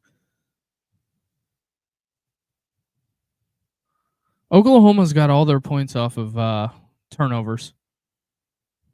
The touchdown, I believe so, because they're going to get they got one field goal, but 13 other 16 points are going to be turnovers. Oh my God. Arizona scored again on Colorado. Jeez. It is now 52-14.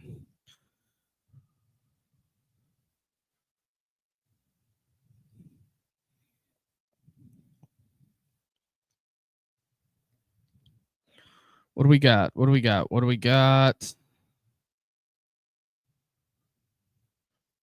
Is Hypo going to call a timeout and try to ice this man? We'll see. But yeah, at halftime we will be back. I find it very interesting.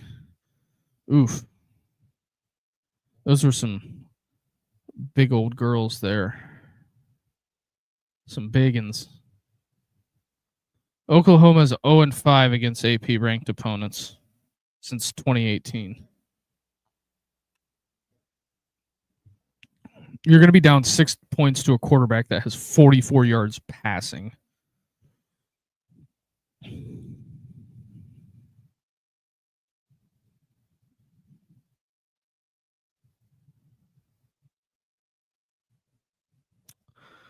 All right. There it is, folks. I will see you after halftime. We will be back.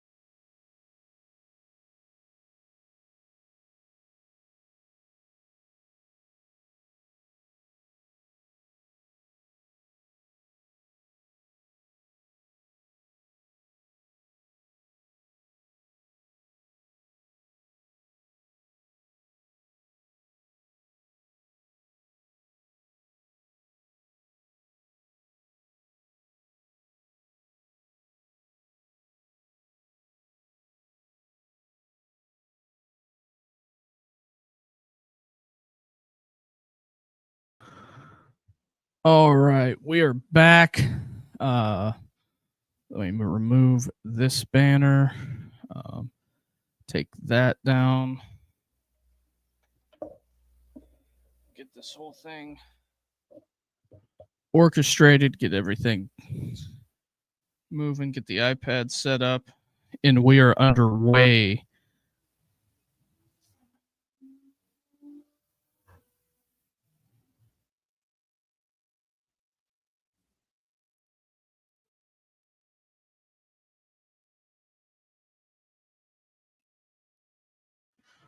All right. So we're going to see how this goes if I can get this iPad to work.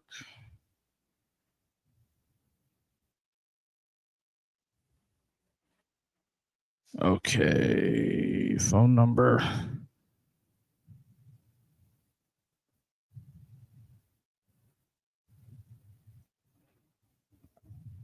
All right.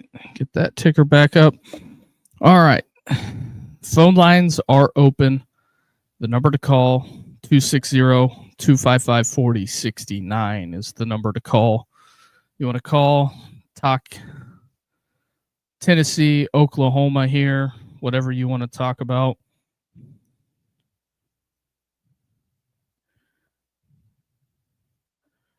Let me get this updated. But yeah, number to call 260-255-4069.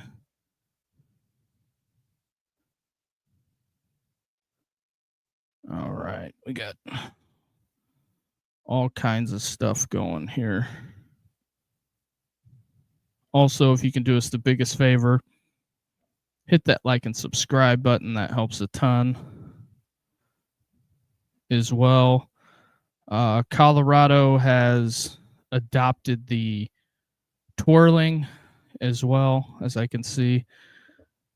But the number to call 260-255-4069. And also, if you call me from a restricted number, we are not going to answer. So there's that.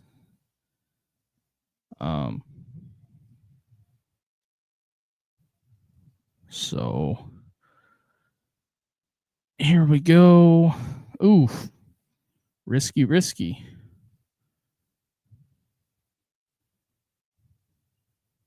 But yeah, we'll see.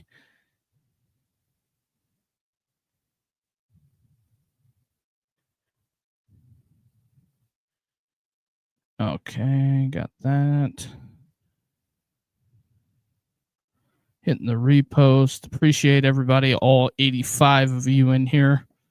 Phone lines are open.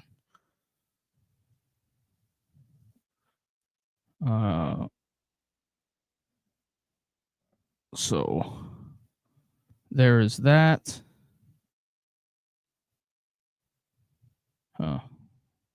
That was strange, but number to call 260-255-4069. Tennessee forces a fourth down. There is that. All right.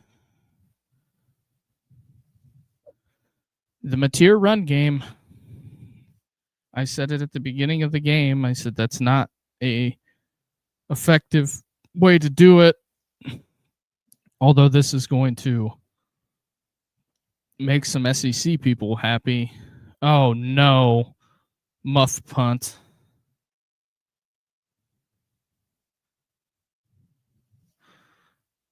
I just want to.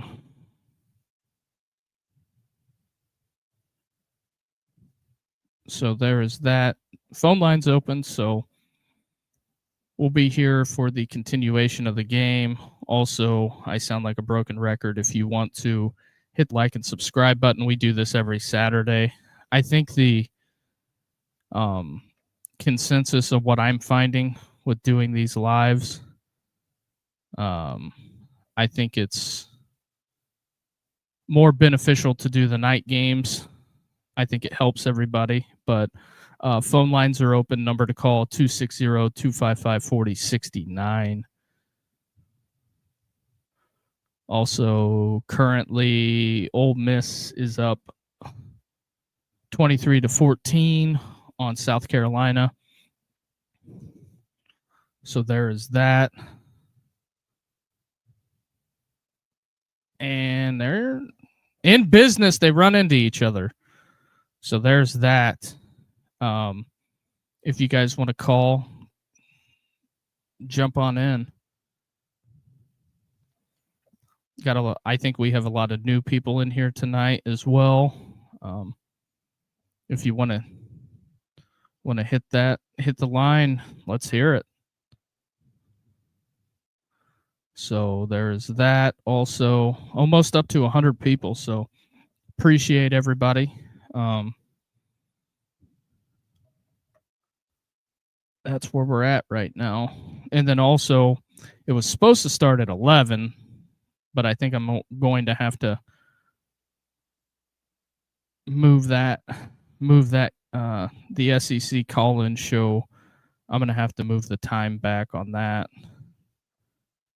I'll bump it back 25 minutes.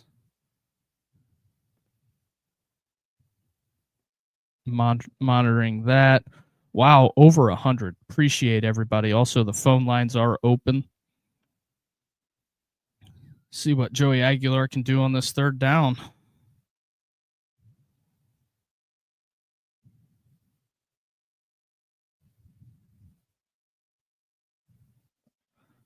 Even though I moved the call-in show, just the pure call-in show where we go over the games back. Oh, no.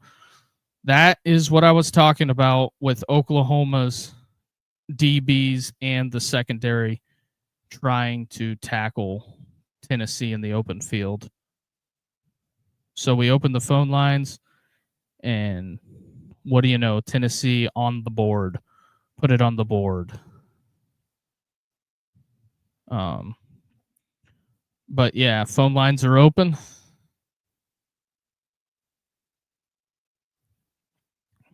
Five plays, 83 yards, 1 minute, 18 seconds. So there's that. Tennessee lining up to kick the PAT. Auburn has went to Jackson Arnold, if anybody's following that as well. Auburn goes to Jackson Arnold in the fourth quarter.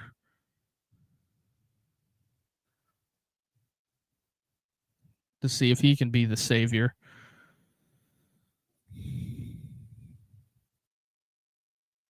Man, them guys ran into each other, but Tennessee's on the board. There's that. Also, like and subscribe button as well. Appreciate that.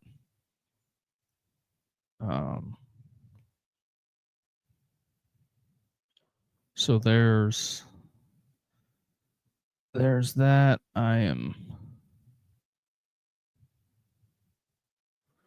looking at some analytics here for the YouTube. Appreciate everybody. If you want to call, jump on in. I'll put a banner up for new people that are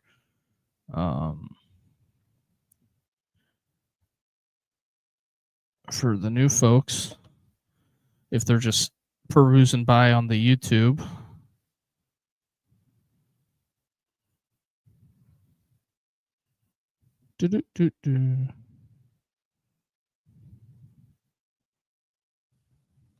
All right, commercial break.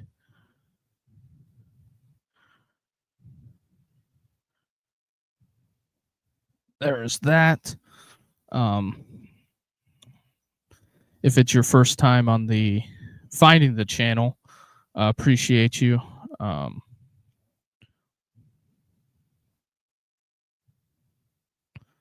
Let me go and retweet this so people on Twitter know the phone lines are open.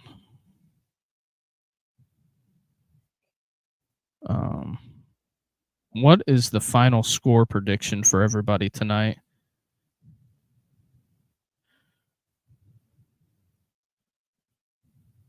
Doo-doo.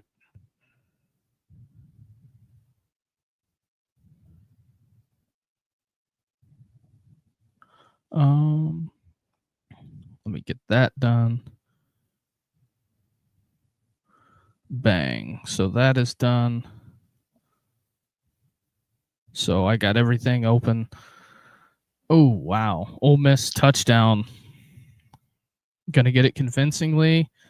All 98 of everyone in here. Number to call 260-255-4069 is the number to call if you want to call in. Hey, we broke the 100 viewers mark. 100 people live on the channel. This is incredible. Appreciate everybody.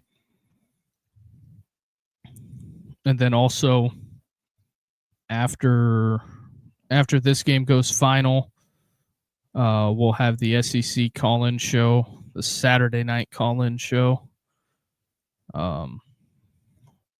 Just talking ball and ball plays. So there's that. Make sure I'm not missing anything on the iPad. Yep, iPad's ready to rock and roll, and no return.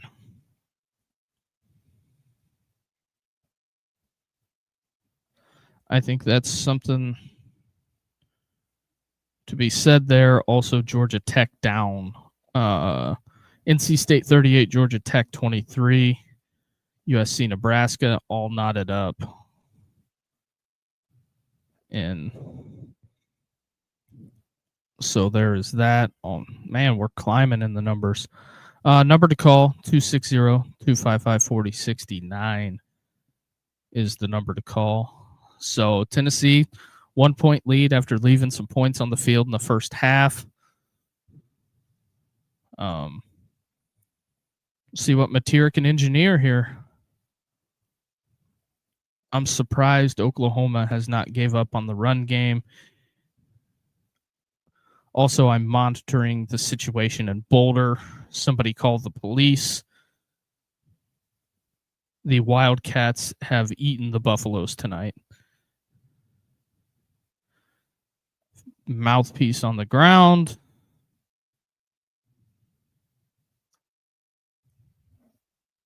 That Nebraska USC game's going to come down to something. Mateer held him in there. What's the flag for? Hold on the offense.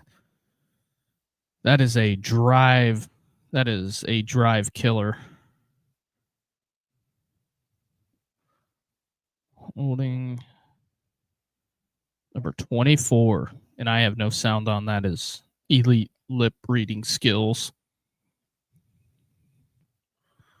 Who does he get here? Yeah, he hooks the DB. Although he's smart, whoever his position coach is smart, having him wear black gloves. Ooh, Auburn had to punt it. They might lose to Kentucky. Yikes. That is not how you want to start the drive. 2nd and 20 coming up. So there's that.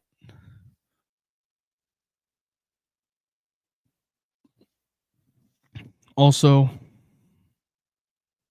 number to call, 260-255-4069. Michigan topples Purdue. And that's a good defensive play.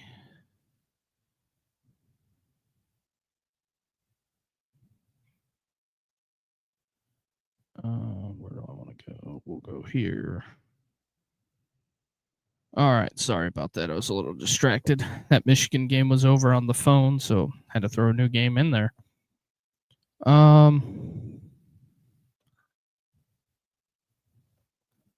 Oklahoma 1 of 6 on third down tonight. This is a big, big play. Mateer. And he gets it. Oh, wow. That's backbreaking in so many levels.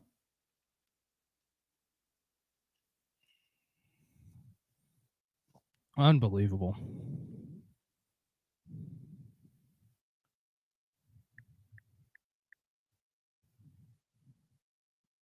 So what do we got here?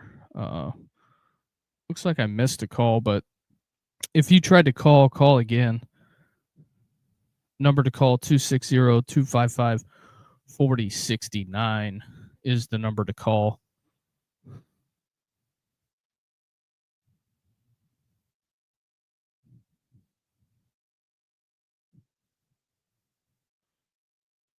So there is that. That is a tough third down. Got the iPad open. I think for some reason it didn't ring and I didn't hear it, but there's that. Tennessee guy down. Number to call 260-255-4069. Also, if we can hit that like and subscribe button.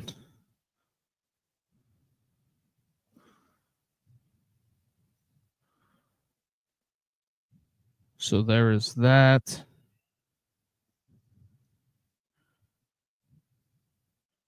Wow, they're not going to step away. That's interesting.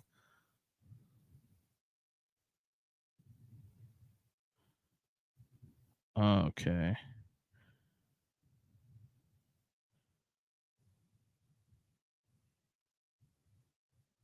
All right, here we go. And for some reason, it goes grainy.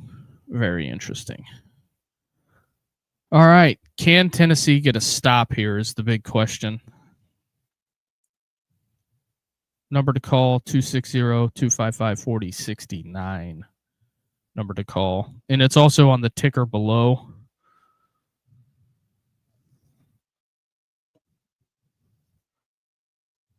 So there is that.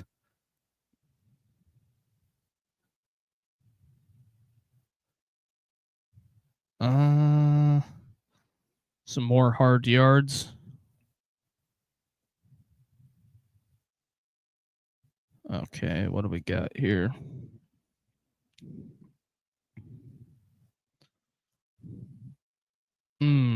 Kentucky going for it. 3rd and 5 for them. Another first down.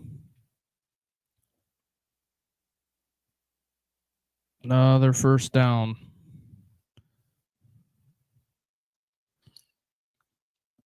If they could hold them without a field goal, I would consider the drive a win.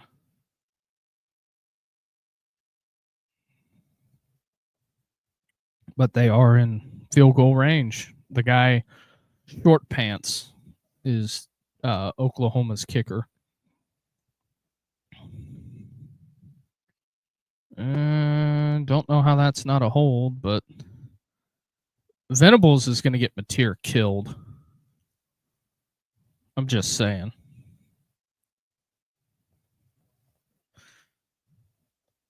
I mean, going forward, if you're... I mean, we seen that last year with Notre Dame. It wasn't sustainable.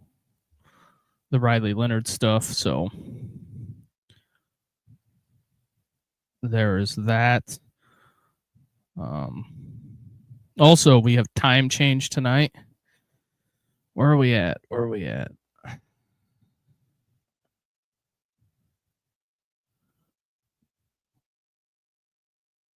Venables call a timeout. How is Oklahoma this disorganized on offense? I'm just curious.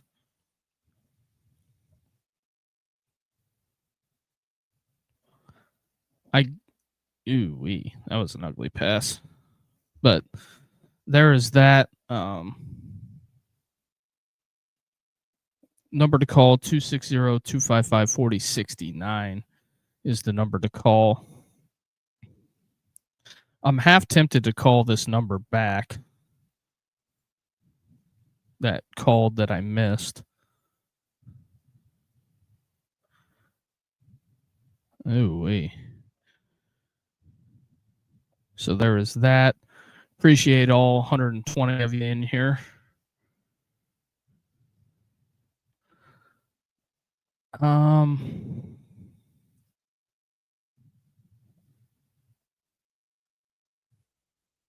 There is that. We'll have to see what this looks like going down the stretch. I'm looking at Tennessee here, and the defense needs a stop extremely, extremely bad. Wow. Almost 3,000 views on this stream alone. Appreciate everybody. And also, we try to go Monday through Friday. Me being a one-man band, it doesn't typically work out the best, but there's that. But also during the week when I don't have a guest, I do open the phone lines as well. So there's that. Number to call 260-255-4069. And also, what is the final score prediction for everybody out there? So we got that going. These ads throughout this are not always the best. Brian Kelly leading the way with the buyout numbers still being negotiated with LSU. Fun times down there in the bayou. But yeah, so we'll keep that. Also this week we get the first round of college football rankings. I'm sure there's not going to be any discussion or disagreement about that on Tuesday.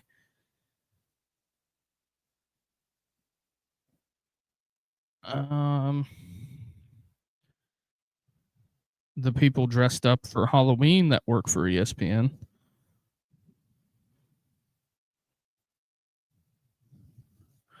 All right. Got to keep them out of the end zone if you're Tennessee. Got to keep them out of the end zone here.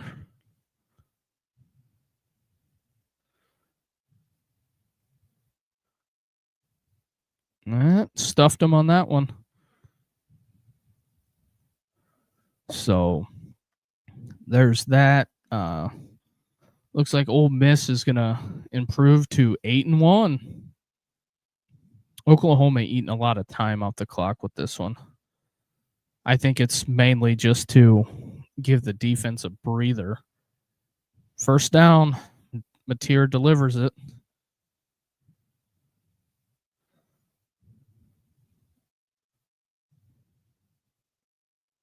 So here,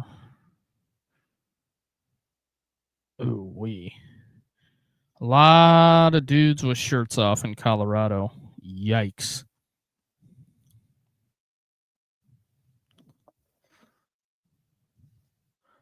All right. Almost in the red zone.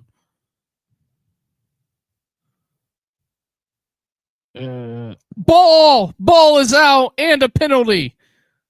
We got a fumble.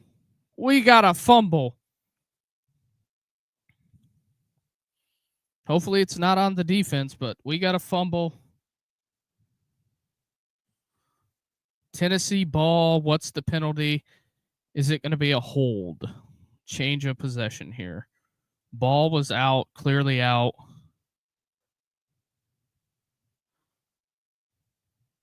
Holding offense declined.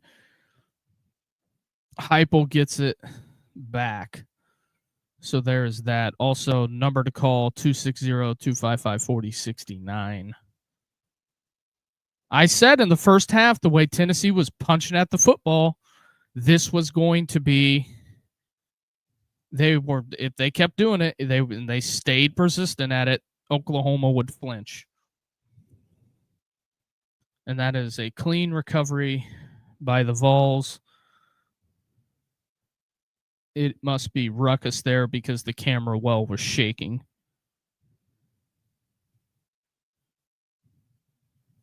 So hold on one second. Get this plugged in right.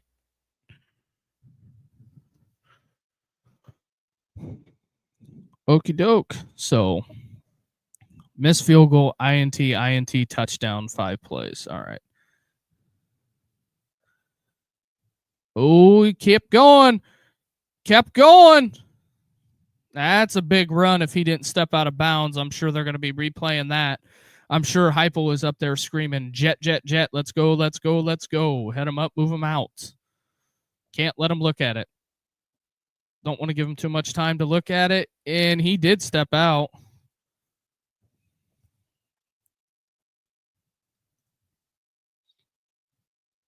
It's just going to be a question of where he stepped out.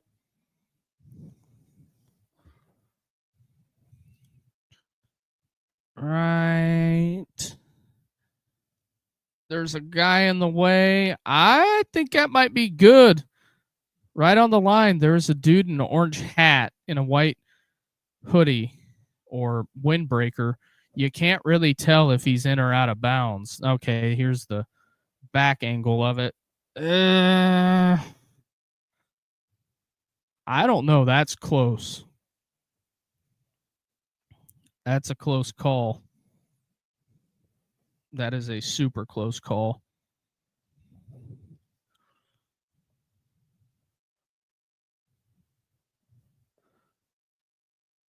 So staying at it. I mean, ruling on the field, he was down at the 38.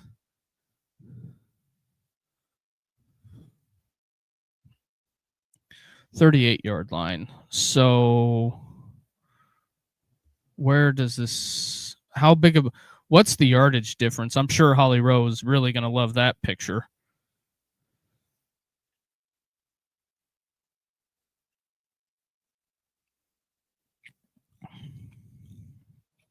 So there is that. This is one of the biggest drives in the game.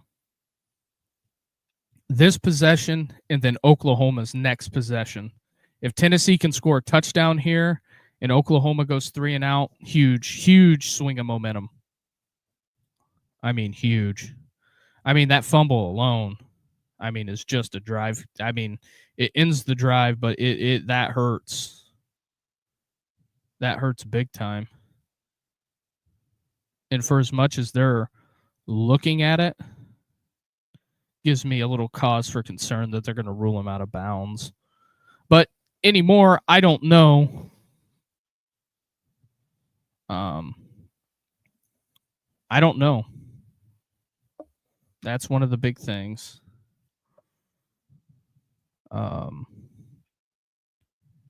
There's that.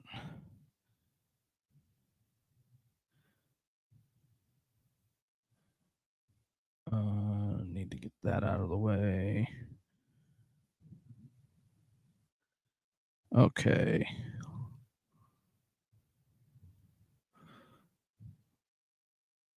Let me get this going.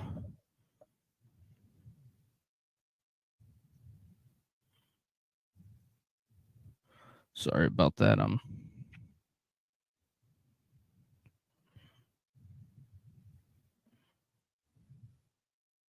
Sorry, I'm retweeting something.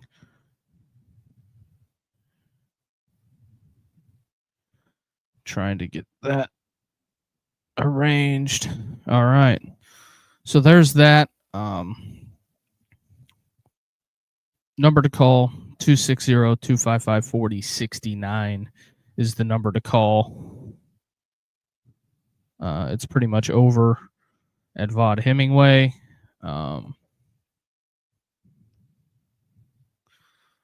So that's kind of where we're at. 52-14. Deion Sanders not looking happy. Ooh, USC scores on Nebraska. So there's that. Oh, wow. We're jumping up numbers from that retweet. Appreciate everybody who's joining. The phone line is open. Number to call, 260-255-4069. I think that ball was out in the Auburn game. They might have a sign of life.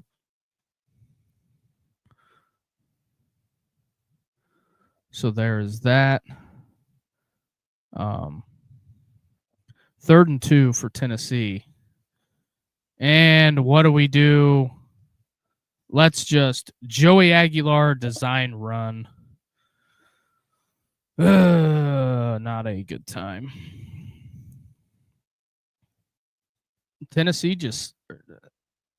Oklahoma just fans it out. You're trying to run QB stretch. Oklahoma's too good on defense to fall for that. Now you have to punt it. Now you've got to punt out of the shadow of your goalpost. Yep, 5 yards back. 37, false start, top of the screen.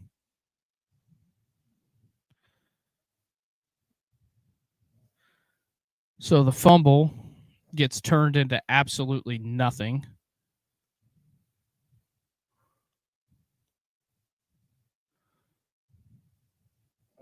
Just unbelievable.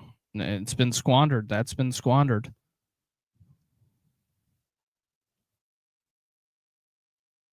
Where are they going to get this? Midfield.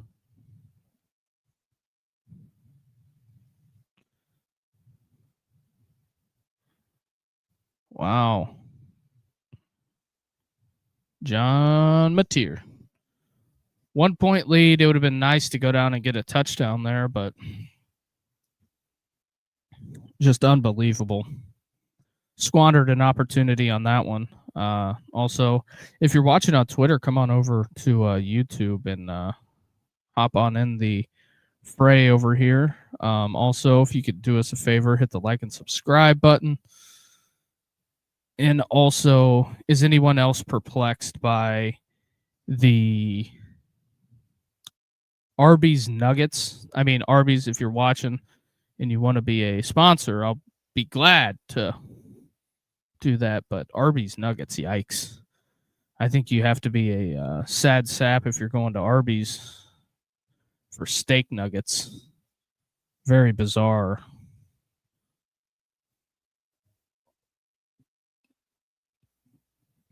So there is that. Ole Miss turns it over, 49 seconds left at Vaught Hemingway. Auburn Twitter, I'm sure, is a bloodbath at the moment, or going to be.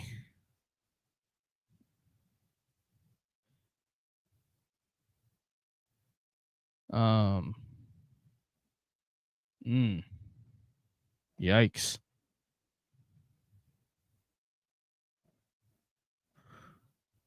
Yeah, so Tennessee's defenses, they're going to have to lean on their defense again in order to get a stop. Nothing really I can say other than that. Also, phone lines are open. Number to call, 260-255-4069 is the number to call.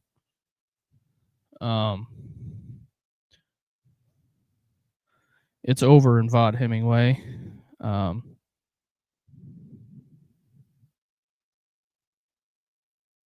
There's that. So Ole Miss moves to 8-1.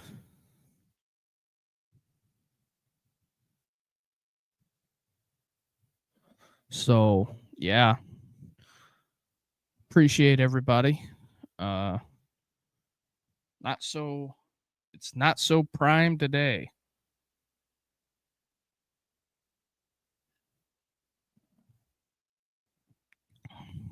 So what's everybody's thoughts and feelings on this? Is this one of the bigger squandered opportunities? Miami message boards are clamoring for Nick Saban. I'm sure that'll be interesting. Auburn's got one last shot at it. All right. Back to the action. Back to regular scheduled programming. Oof.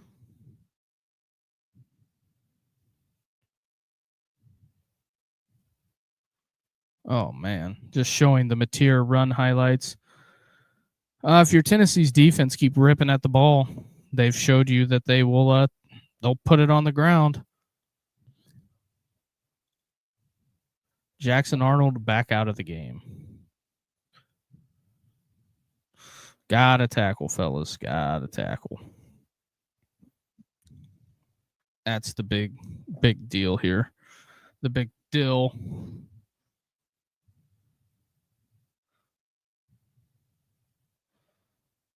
$11 pressures, 2 sacks tonight for Tennessee's defense.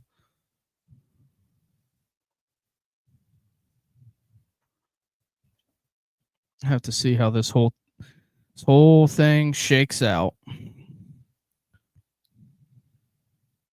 False start. Back them up.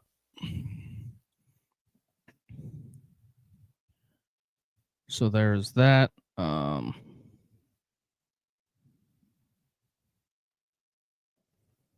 All right. Phone lines are open.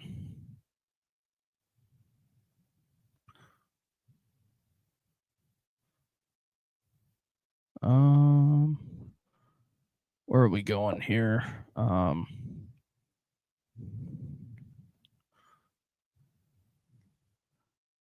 But directly, ooh. Are they going to call that a catch? All right, we're going to see it again. Lays it in there. Yep. He does turn and take a step. Got to keep him out of the end zone.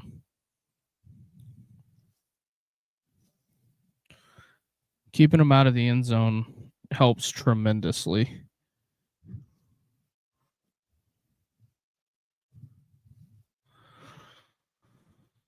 Oklahoma showing they still got faith in the running back.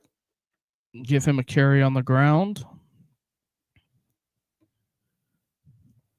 Matthew Rogers usually, yeah.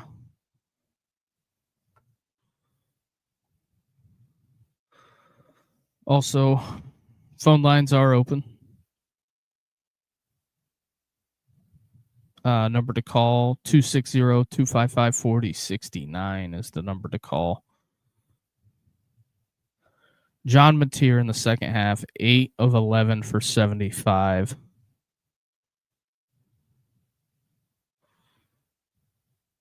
Another Mateer run.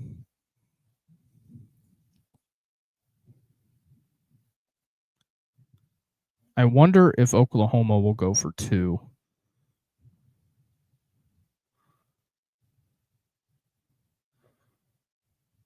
That'll be fascinating. And is this 4-down territory for Oklahoma? Me personally, no, not in the beginning of the third quarter. I think he kicked the field goal.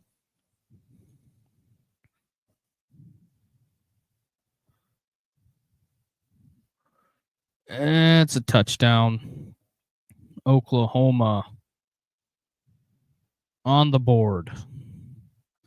Well, that just makes the whole thing a more fascinating deal.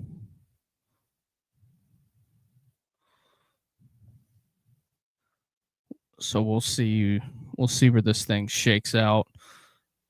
A lot of sad faces at the moment, but I don't know why.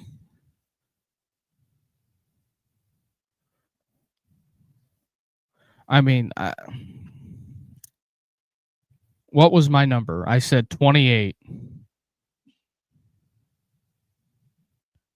I said if Oklahoma can, or if Tennessee can get the 28 points, it makes it tough on Oklahoma.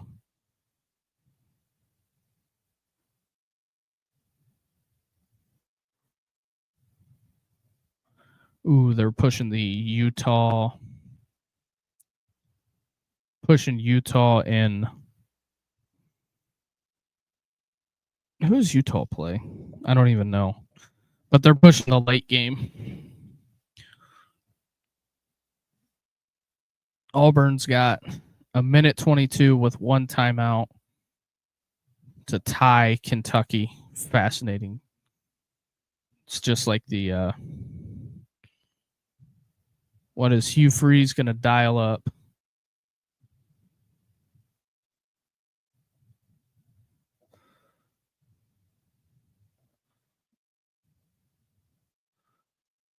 So there's that.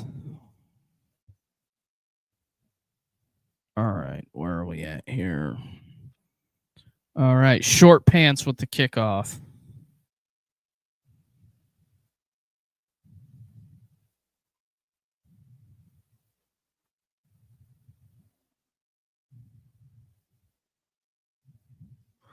So there's that.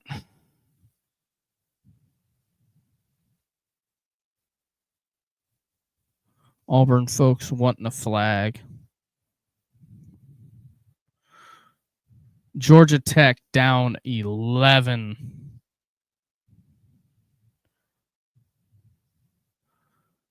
Down 11 with 4 minutes left. All right, critical drive for Tennessee. Can they answer?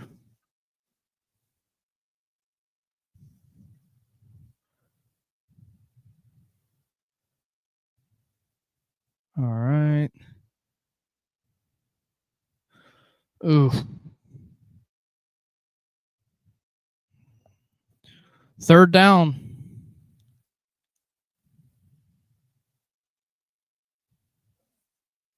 Uh-oh, 4th and 6. Just seen Mark Stoops utter the words, we're going to blitz him.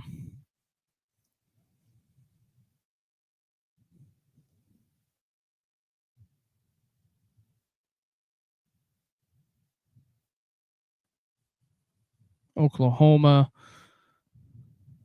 A lot of communication going on here.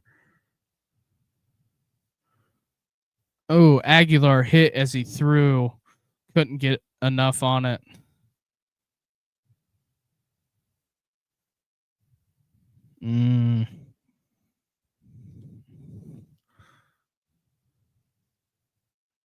It's going to start heating up here.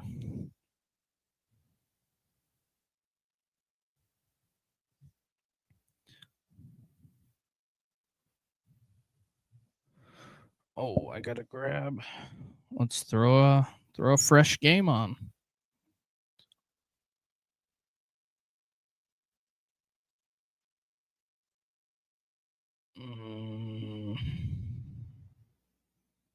Let's go there. So, punt is away. And this is a big possession for the Tennessee defense. Probably the biggest one of the night.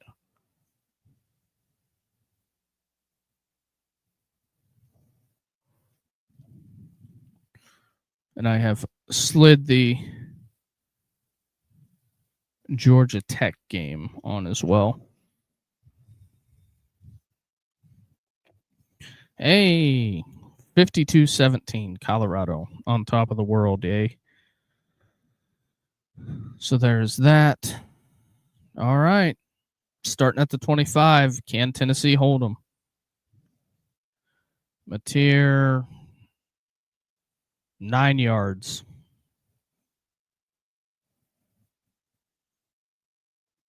Not good.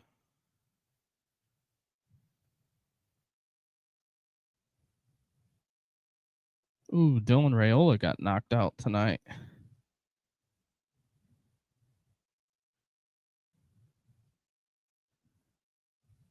I'm just looking at some stuff also. if you can do us a solid here and hitting the like and subscribe, and that's not good. Tennessee's going to be ripping at the ball.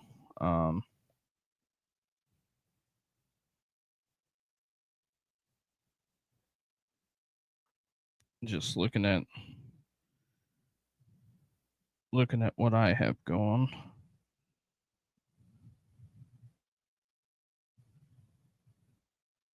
Wow. Appreciate everybody who stopped in. Over 4,000 views for the stream. This is awesome. So we get another commercial break. If you want to call in, number to call 260-255-4069. There's that. So that's what we're dealing with.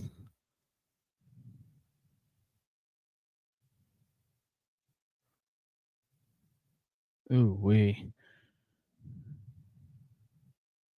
20 seconds left in Tennessee or Kentucky Auburn.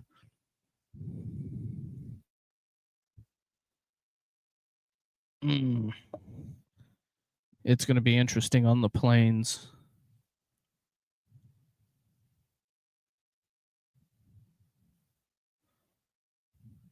Here we go.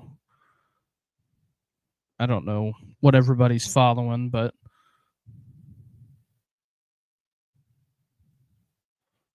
and he is sacked.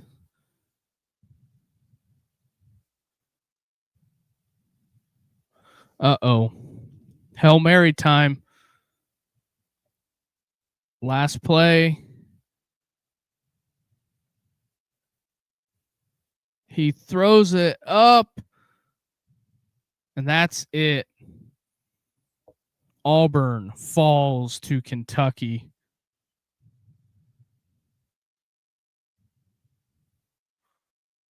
Auburn falls to Kentucky. Ooh, boy. Call-in show is going to be interesting if I get in some Auburn fans' algorithms. Ooh. Not looking good for the fella artist formerly known as Hugh Freeze. Nashville 911. Yeah, I'm probably never watching that.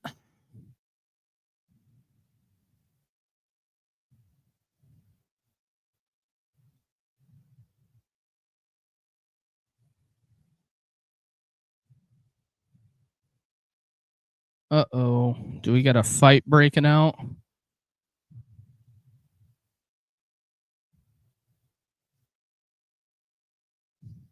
Nebraska's still got a... Well, they're kind of dead in the water if they ain't got Raiola.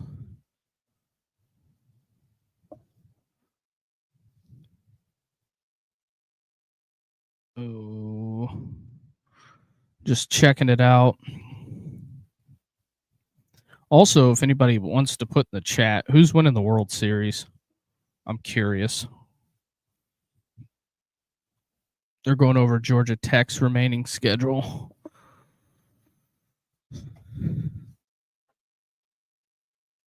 San Jose wearing black tonight. That's been pretty popular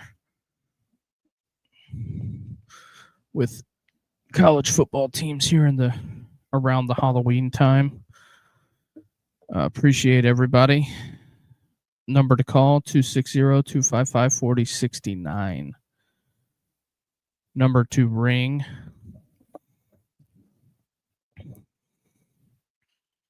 Start of the fourth quarter.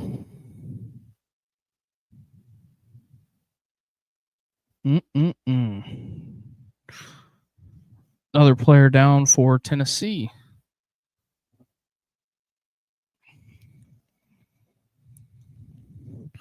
So there's that.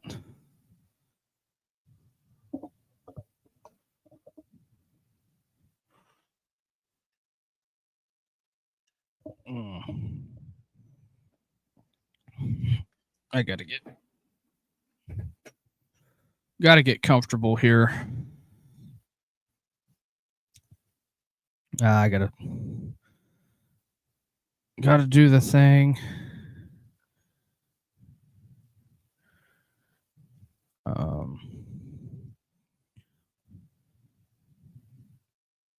Let me get this done.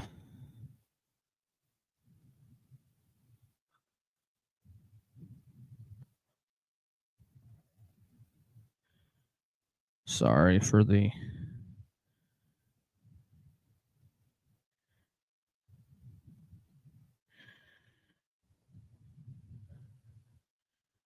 Ooh, another Mateer run on the perimeter.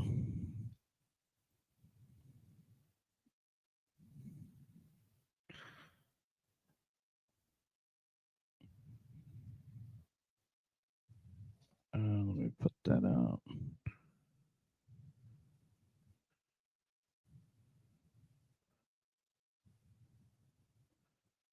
Okay. Get that retweeted. 160 in here. Unbelievable. Got that done. Also, number to call 260-255-4069.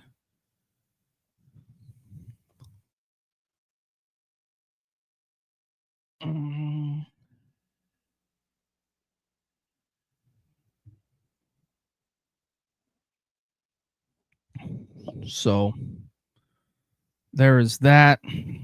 So the worst thing Oklahoma can come away with now is a field goal, unless they turn it over. This is a critical drive, and Oklahoma, for the most part, marched right down the field. There is nobody at Folsom Field. In Colorado, they have.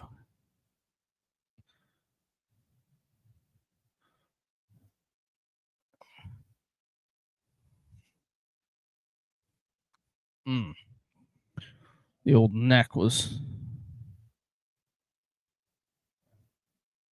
bothering me. All right, here we go. More Mateer run. Don't know how that wasn't a hold, but okay. But then again, I guess you could probably call holding on every pin or every play. I'll take the phone line banner down.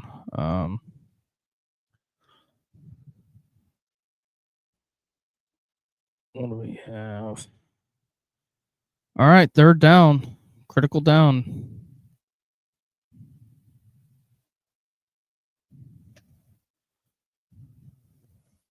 So we'll see here. Oklahoma call timeout? Yep, they call timeout. So there is that.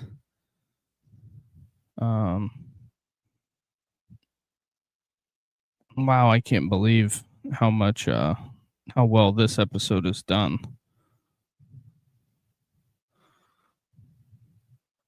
Phone lines are open.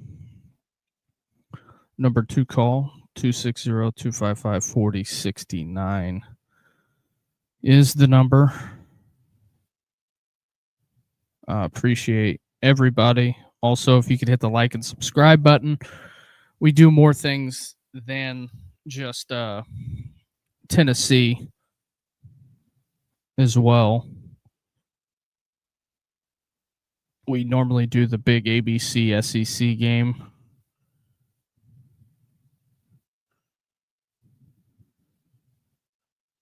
I'm just checking on some stuff.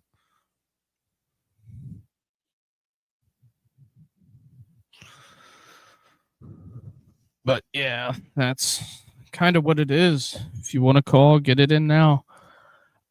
But I also think that if there is a touchdown scored, Neyland's going to empty out in droves.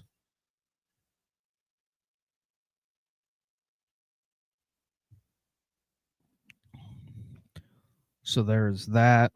I'm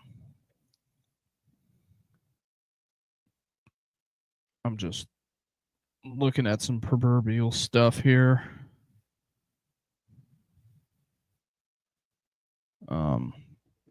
My guy Jeffrey Wright looking at having the champagne game because Freeze took the L. So there's that. All right. And Nebraska's going to come up short. Lincoln Riley's going to survive in Lincoln.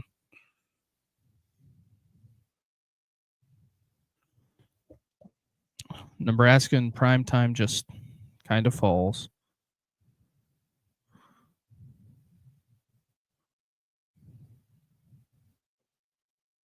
So there is that. Appreciate everybody who's tuned in. I mean, I didn't think I was going to get this big of a crowd for tonight. I thought it was kind of going to be like a little bit of a snoozer, but what does that do?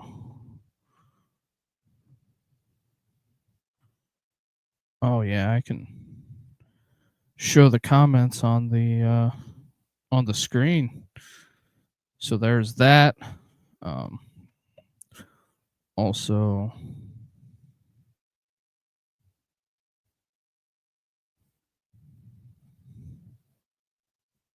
put the number to call in there.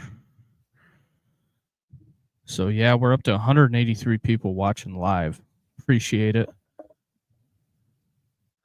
They get Mateer. Get him on third down. So they're going to have to kick a field goal. That's going to put them at 26. So by some armchair math, that's not.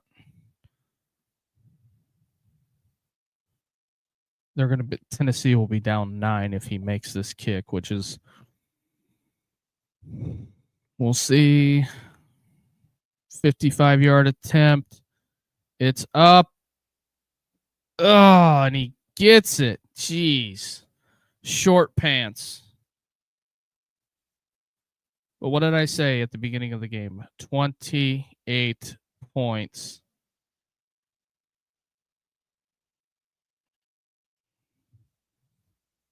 I said if Tennessee could get to 28 points, they could win.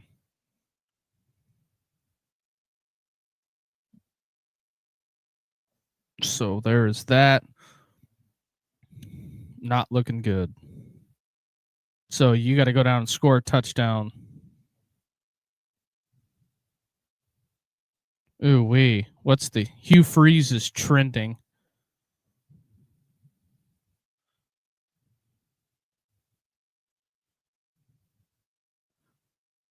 Ooh boy, Hugh Freeze is getting fired.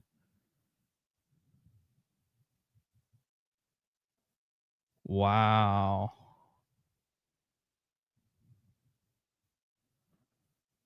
Pete Nako's on 3 just reported Hugh Freeze out.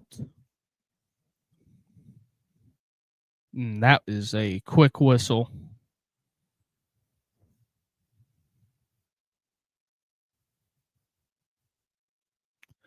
Now here comes the Auburn fan.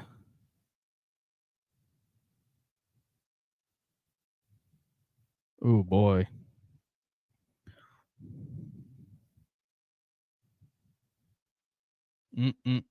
This is a very critical drive for Tennessee.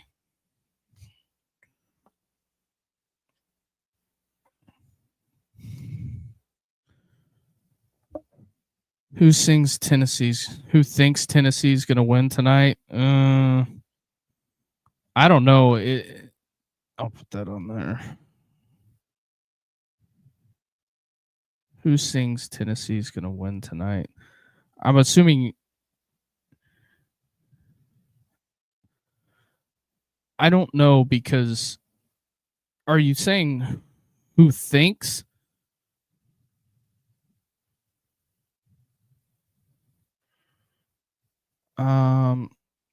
I think that the issue is that they're down 9. They're down 2 possessions with 10 minutes left. Heupel's going to have to hang on to those timeouts. I know that. Utah in the end zone. Utah's tough to beat at home.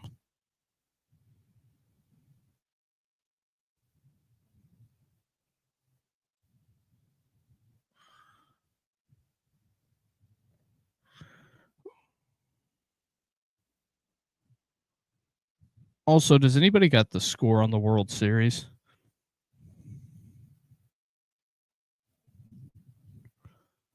That is also something that is fascinating. But yeah, so Aguilar hit as he throws. That's PI. He hugged him, so there's 15 more. 3-4 Blue Jays. What's the what inning is it in? Appreciate you. Also, if you could do us a favor, hit the like and subscribe. That helps the channel grow. It may not mean nothing to you. It's free. May not mean much to you, but it means a lot to us. Middle of the 8th. Ooh, the Blue Jays could win the World Series. Nice. Also, phone line is open. The number to call 260-255-4069.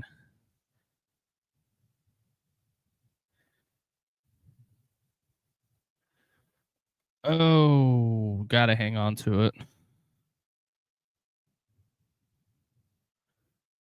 Gotta hang on to it. It's also, if anybody's wondering, Hugh Freeze is getting fired at Auburn tonight.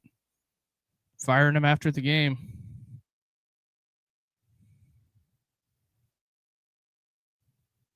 So there's some more more stuff going on.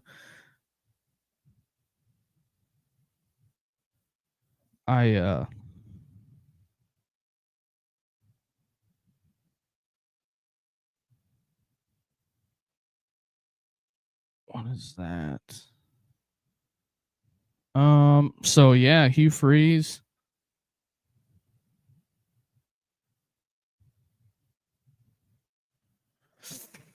Aguilar. Way to haul that one in, kid. And you got popped.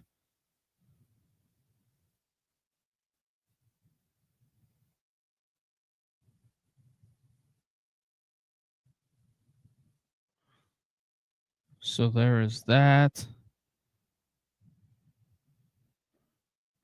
Oh, Aguilar. Just eat it, my guy. Eat it.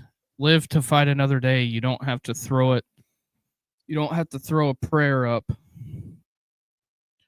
So there is that. Number to call 260. What's the down and distance here? Whenever they get the graphic back up, I will let you know. 3rd and 14 is the down and distance.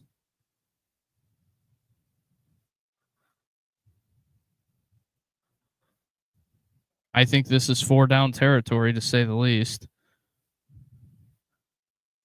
He's going to be 2 to 3 yards short, so we got 4th down coming up. The 2 field goals missed in the first half are looming large here. Looming large. So there is that going on.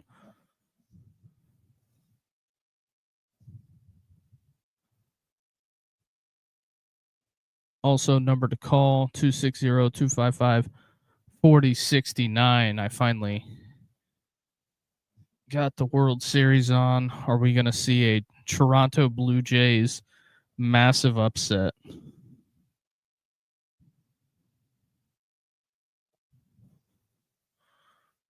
So Tennessee takes a timeout. They want to talk about it.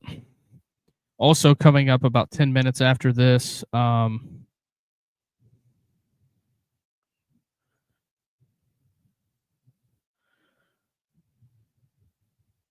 But yeah, also Hugh Freeze at 15.4 million to the buyout.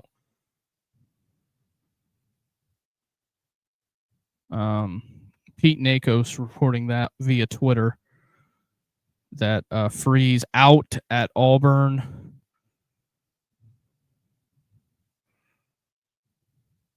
Wow, this is going to be interesting. This is the ball game right here. Interesting. Dave Roberts bringing in Blake Snell. Haynes King picked off. That's all she wrote. They are jumping out of the stands at NC State, coming after it. There are people jumping. Uh-oh. Uh-oh.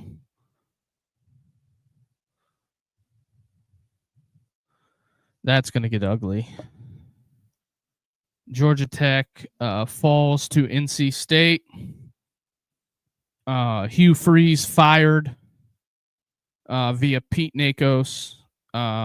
It'll be interesting to see how that shakes out. Don't exactly know what we got going.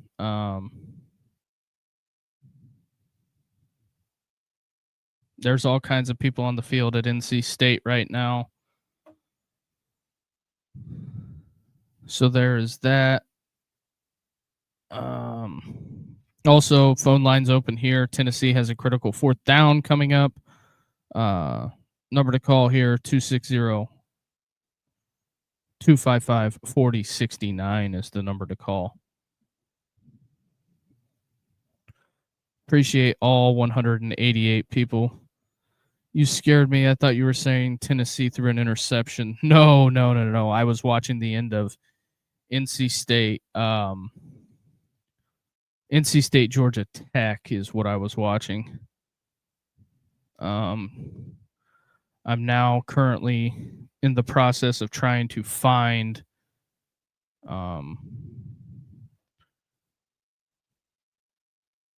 the Utah game. Where are we at as far as college football? Those are highlights. Like, why do we have to do this?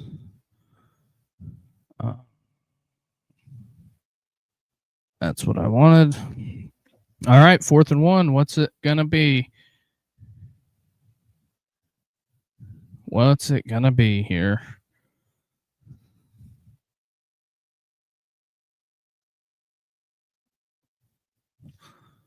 All right.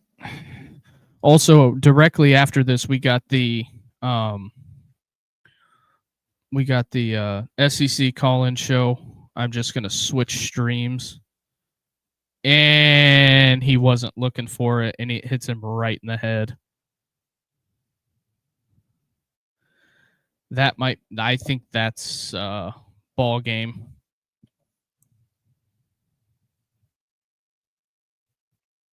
Ooh, turnover on downs.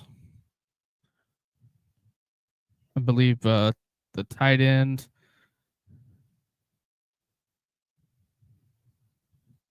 He just doesn't get his head around or couldn't find it. Hits him right in the face mask. Oh boy.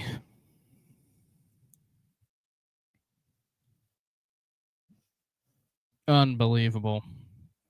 So Mateer and Oklahoma take over on downs.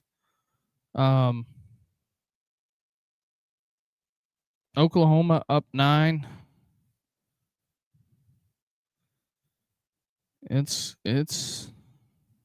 going. It is shaking and a grooving here, moving and a grooving. Also, like and subscribe button. Number to call, and then we're gonna have the SEC call-in show. SEC call-in show.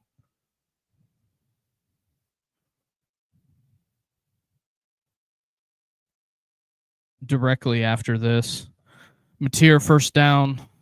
John Mateer is probably going to need a body bag after this game for as much as they've ran him.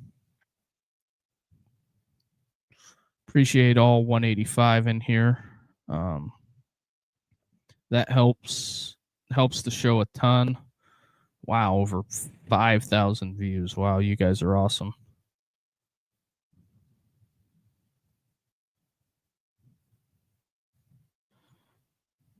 But yeah, that's incredible. Uh-oh. Big fella's hurt. False start.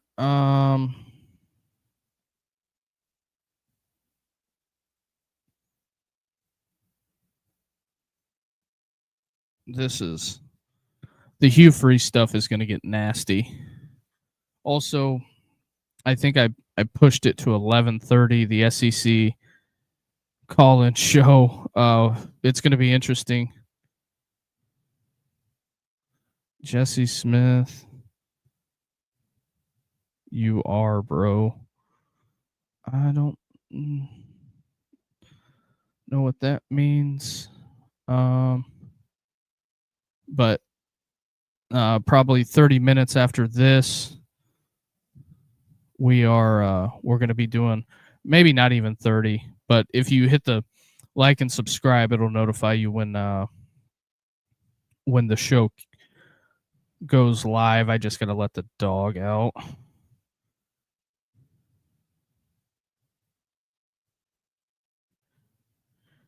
You are awesome. You called us awesome. Oh, well, it's, whenever you're trying to create content and try to be entertaining, it's not as easy as one would think. I'm trying to. Jesse, where are you on it looks like you're on a field somewhere. What field are you on? Is that Oklahoma or Tennessee or? But yeah, as the world is turning, fire Josh now. I don't think they're going to fire him.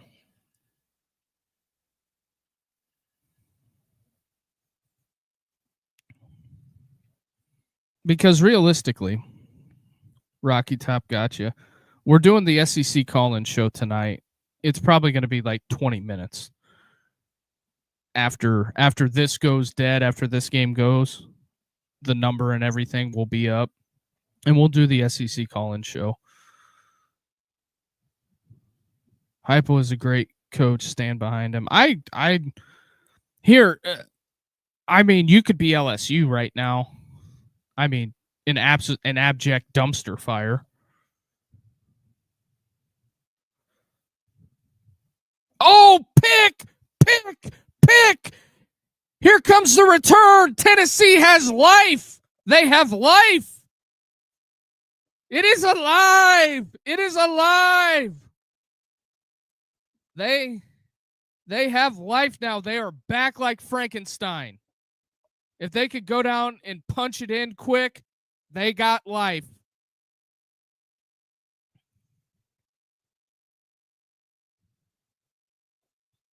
There we go. They have life.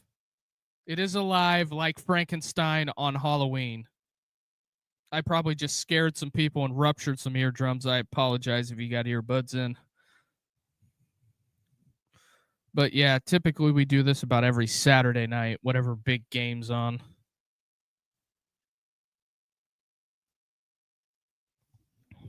We're about to have a historic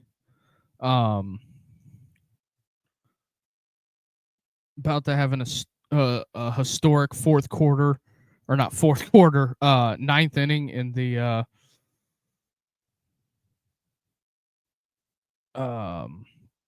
World Series. Jesse Smith, are you a Tennessee fan?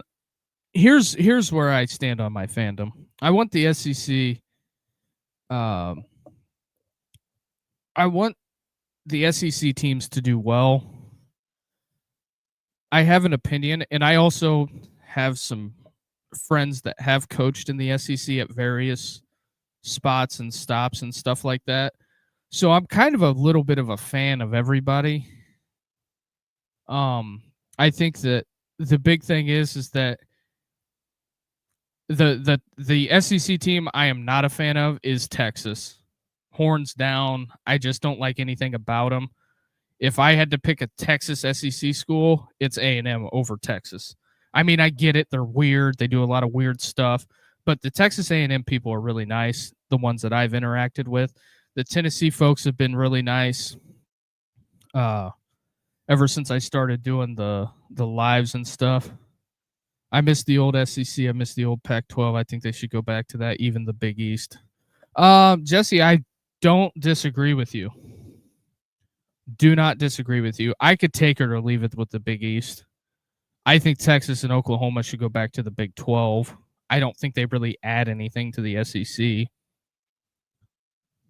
in my opinion. They're just another pissed off fan base.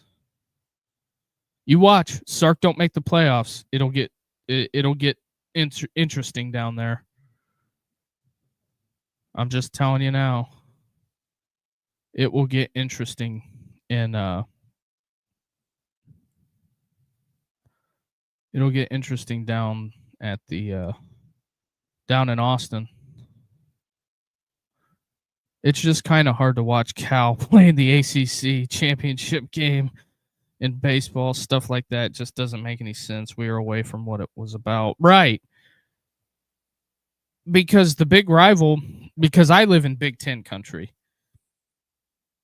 And I live fairly close, but game is back on, but I live fairly close to Notre Dame, and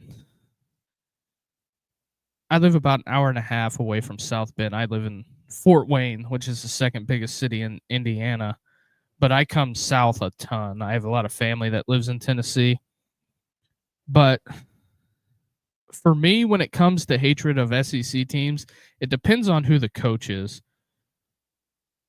And this Joey Aguilar running stuff is just for the birds for me. Also, the SEC call-in show is coming up next. We got to take a pause to allow the dog to go outside. It's kind of important. But appreciate everybody who's liking and subscribing. Tennessee's on the move here. On the move. But realistically, one of the biggest things that I'm a fan of is good football. And it's typically normally played in the SEC because realistically, watching Big Ten football, kind of boring. I mean, just think of it this way. Ohio State has the most money in the conference. They literally just buy everybody. Anybody who is good. They just buy them. Because Minnesota, when Ohio State plays some of the mid-tier teams in the Big Ten, it looks like they're not even playing the same sport. It's like the bottom of the barrel in the ACC playing a mid-tier SEC team. It looks like Wake Forest versus Ole Miss when they played them last year. It was like 49-0.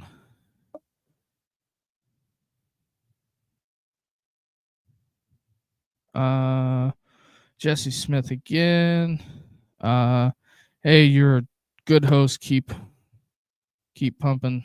Right person sees you or hears you. I should say you're easy to listen to. I try to be, man. I'm telling you, this content thing is hard. And I thought, getting the numbers boosted with the with having the call-in show would be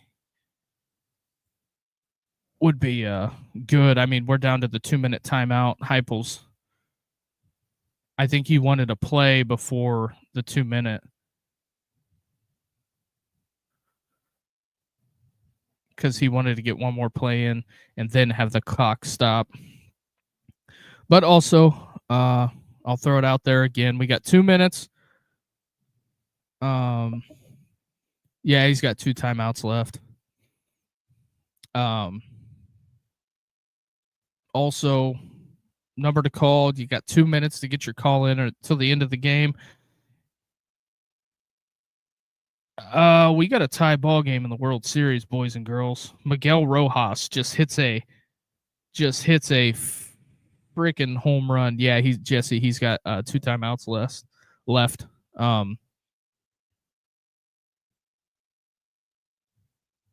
Man, that's a big hit. Game 7 of the World Series, you hit a game time home run in the 9th inning. Ooh, buddy. Got some electric feel going. But after this, the SEC call-in show's coming up next. But if you want to get a call in now, also time change tonight for everybody as well. So we're gonna have some extra time with the SEC call-in show. Hopefully we get some folks there. Also, if you guys don't know, Hugh Freeze, Auburn is firing Hugh Freeze apparently tonight or in the morning or whatever. Pete Nakos reported that as well today. That chalk Auburn up to throwing their hats in the mix for this coaching search. Tennessee is kind of storming back. It's going to be hard for them to get the ball back. That Mateer run thing is going to be tough. But like I said at the beginning of the stream, if Tennessee could have got to 28 points, they'd win the ball game. That's what it comes down to. And also, Jesse, when it comes to like fan stuff, I have a ton of team gear that's been sent to me by just family and friends and stuff like that after I started the podcast. So I got all kinds of SEC gear. I got Georgia, Tennessee, Florida, Alabama, Auburn. So there's that. Also, went down to for the spring race. Went to Talladega. That was outstanding. Couldn't have had a better time at Talladega. Unbelievable. Can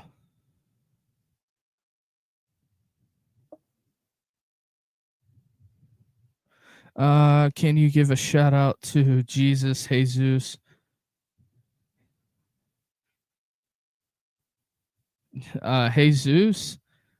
Sweet gear, yeah. What up, Jesus? Appreciate you, man. I can't quite see it, but what's your profile picture, Jesse? It looks like you're on a college field somewhere.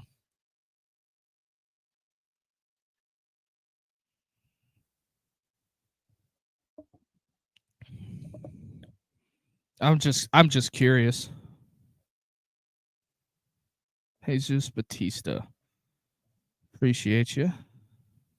If you're listening. Also the Miami, we were at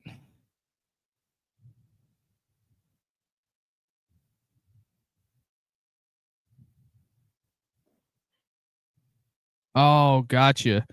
When we went to Talladega, it was unbelievable. Touchdown Vols, touchdown Vols. Hey, they got a chance. Got a chance. Could we be getting some extra football? We'll be in the ARCA race series next year.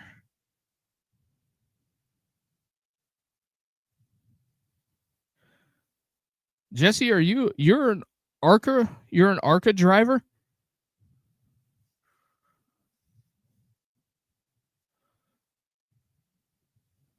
Are you the driver for the car? That's awesome, man. If you're the driver or work on the team. But the one thing I will say, 2 points. They're down to how big do those field goals in the first half look now?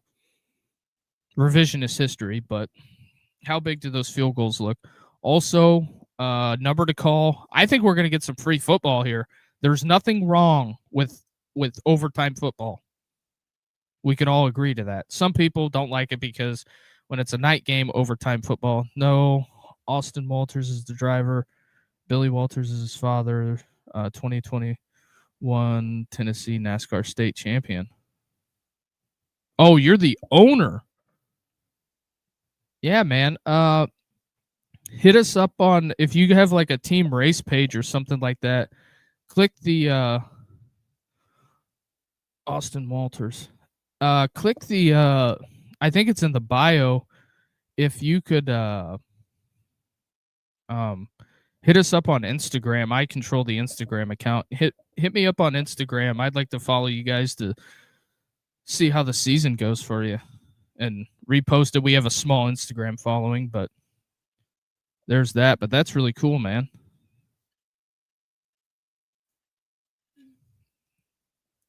But also, phone lines are open. Number to call 260-255-4069. Oklahoma recovers the onside kick, so it's not looking the greatest at this point.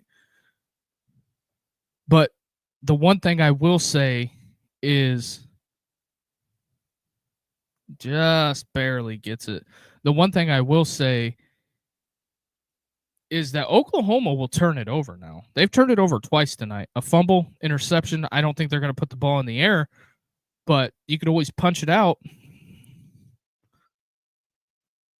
Thank you, bro. No problem, man. It's just, hey, we're people helping people here. But yeah, if the link doesn't work, it's the let me get the handle. If the link is messed up, it is, let me look here. It's the Andre Duke show with Carter Smith. Ah, no. Oh, no. Come to Bristol next year. We'll take care of you. When we went to Talladega, we had the passes from the Monster race team, I think it was. We had the Monster passes, and then we had tickets in the suite, so we weren't like outside. But the thing that was cool with the pit was I give NASCAR 10 out of 10 as far as fan experience, and it's unbelievable. Let me look here. A 10 out of 10 as far as fan experience, because it was great. Couldn't have done it any better. Oklahoma down on the inch line here, but 15, 20 minutes. We'll start the new show. Appreciate everybody coming in. I might change the hat since we were talking NASCAR. I got the BF Goodrich Dale Earnhardt, the white one. Unbelievable. Toyota Monster. Yeah, I believe it was Toyota is who we got the passes from, but we could walk pretty much anywhere. We could go anywhere we wanted.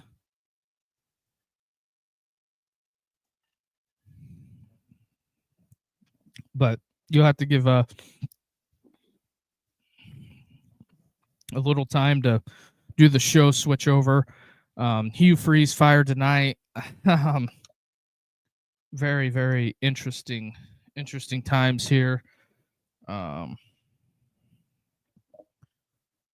This is fascinating. I don't know who next week's live stream's going to be. Let me look. I could give the people that as much. And also we try to go Monday through Friday. If the laptop would cooperate.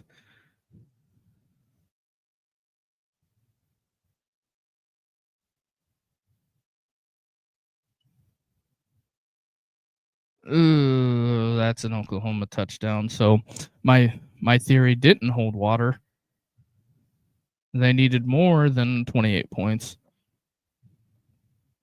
There we go. But catch you after the game, brother. Oh, yeah. Make sure you hit that like and subscribe. Bell notifications. Appreciate you. We got 1:44 left. A lot of sad faces at Neyland. This is a proverbial. This is a season ender. Tennessee season is over. Some people would say it's not over. It's over. It is. They're not going to the playoffs. Not with 3 losses. There's no way. No way at all. Who will be the night game? Ooh, it'll probably be. Yep, they're hitting the turnstiles to beat the traffic. It'll probably be Georgia, Texas next week for everybody. That's just kind of what it is. Georgia, Texas. I know there'll be some folks hate watching both sides of that one because that is that's an elimination game for Texas. So I'm just saying.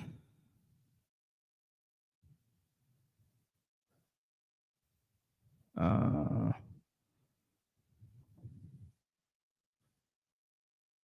me look here.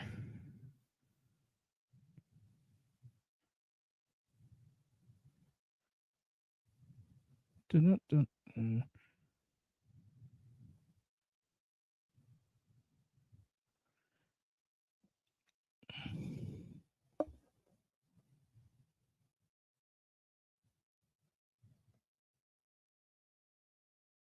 All right.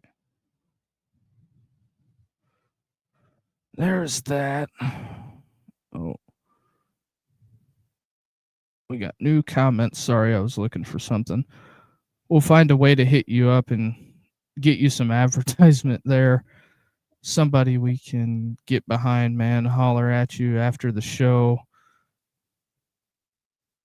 Down for a podcast with my drivers. Yeah, that would be great. When there's no football season going on, that would be awesome content. Would be awesome content. Also, in our description for the YouTube channel, there is our email, the show email, which goes directly to me. Either email me or hit me up on Instagram. I know a lot of people don't do Twitter because of the myriad of reasons, but I got you on that. But yeah, that would be great off-season stuff because it gets it gets me out of the lurch, especially June and July. Let me know if you guys ever come up north. The big racetrack in my area is Eldora. We're doing the Joey Aguilar run stuff again. But next week's going to be Texas, Georgia at Sanford Stadium. That's going to be a ruckus environment. Tennessee just didn't have it tonight. Even the field goals. That's why it's people make fun of the NFL coaches about it being a three phases of the game, special teams and everything. That's what it is.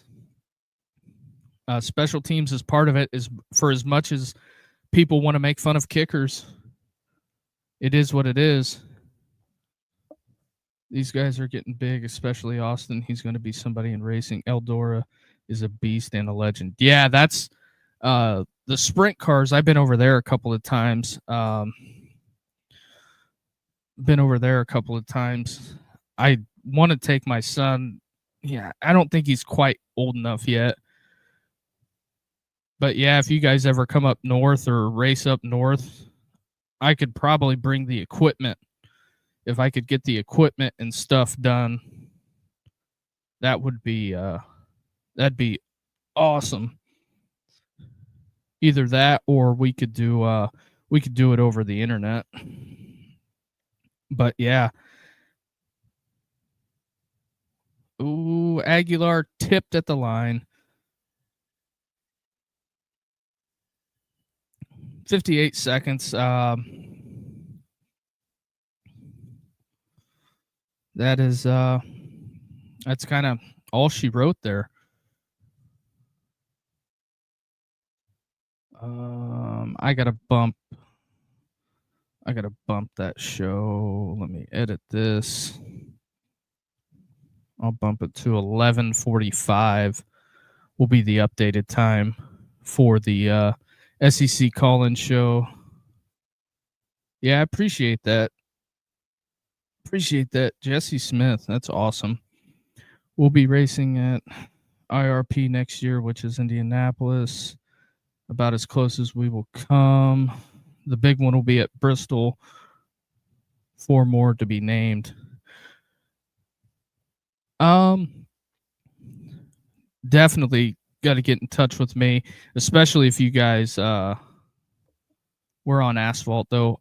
Especially if you guys come up to Indy. Field goal is good. You guys come up to Indy, I could make it down there.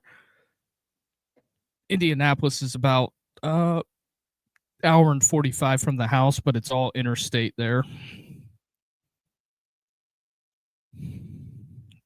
But yeah, the Tennessee folks, the one thing I'll say is chill on this. This has been an unbelievable.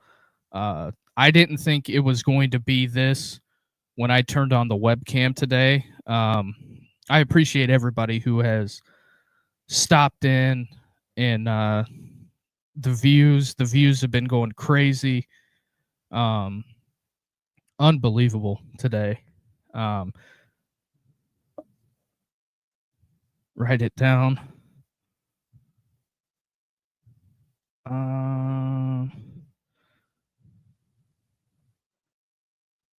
Yeah, there's a. Okay, my thing is Tennessee fans, everybody that's on the internet complaining right now about Josh Heupel, do you want to go back to the Derek Dooley / Butch Jones days? Do you want to do that? I don't think anybody wants to do that. That's what you do when you make emotional decisions. Okay, Indy it is. We'll make it worth your while. Yeah, the biggest thing in Indy is I got to find a hotel and all that fun stuff. What time of the year is that in? 47 seconds left in the game as well.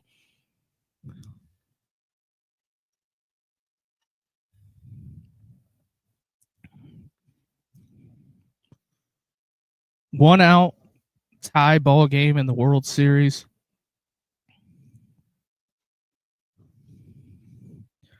All right, Tennessee going for the onside. Down 6. If they recover it, it would be the most inexact science ever. Oklahoma recovers. Tennessee's got 1 timeout.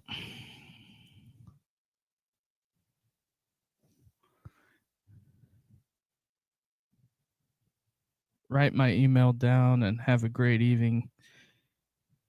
Hit me up now. You no more carousel. Yeah. Write my email down. You have a great evening. Hit me up. You have real talent. I appreciate it, man. I think I'm kind of rough on the mic. I have bad mic etiquette, but we're getting better. Also, call-in show is going to start at 11:45, 10:45 Central. You can come camp with us. I don't have a camper. That's the problem. But 47 or 46 seconds. Does Heupel use a timeout? Or is he just going to let it run? Summer. Oh, well, that'll work. That'll work. One more kneel down, and that'll be all she wrote. In 10 minutes, the other.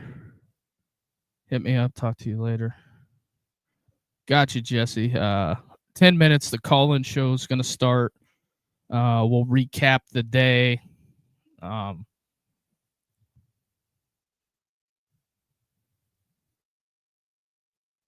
Oh, yeah, game day starts.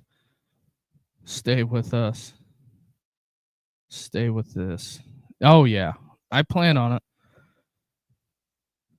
You're good at it. Radio voice. You think I got a good radio voice? I think I'm horrific. World Series, right now, they got the bases loaded. Call-in show starts in 10 minutes.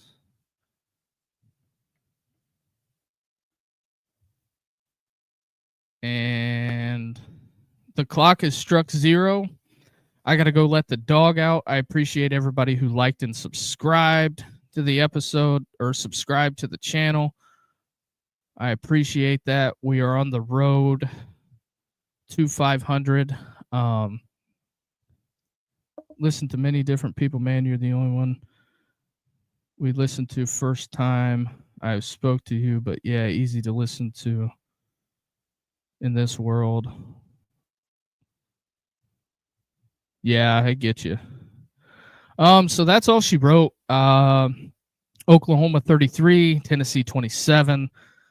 The playoff hopes are likely over on that. Appreciate Jesse Smith popping in here.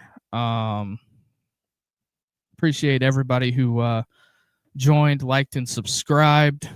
We are going to run, and then we'll be right back.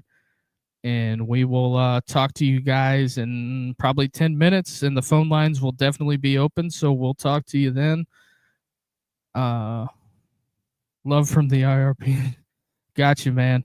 Everybody have a good night. If you're footballed out, if your team won, lost, and you want to talk about it, 10 minutes, call-in show starts. We will talk to everybody later.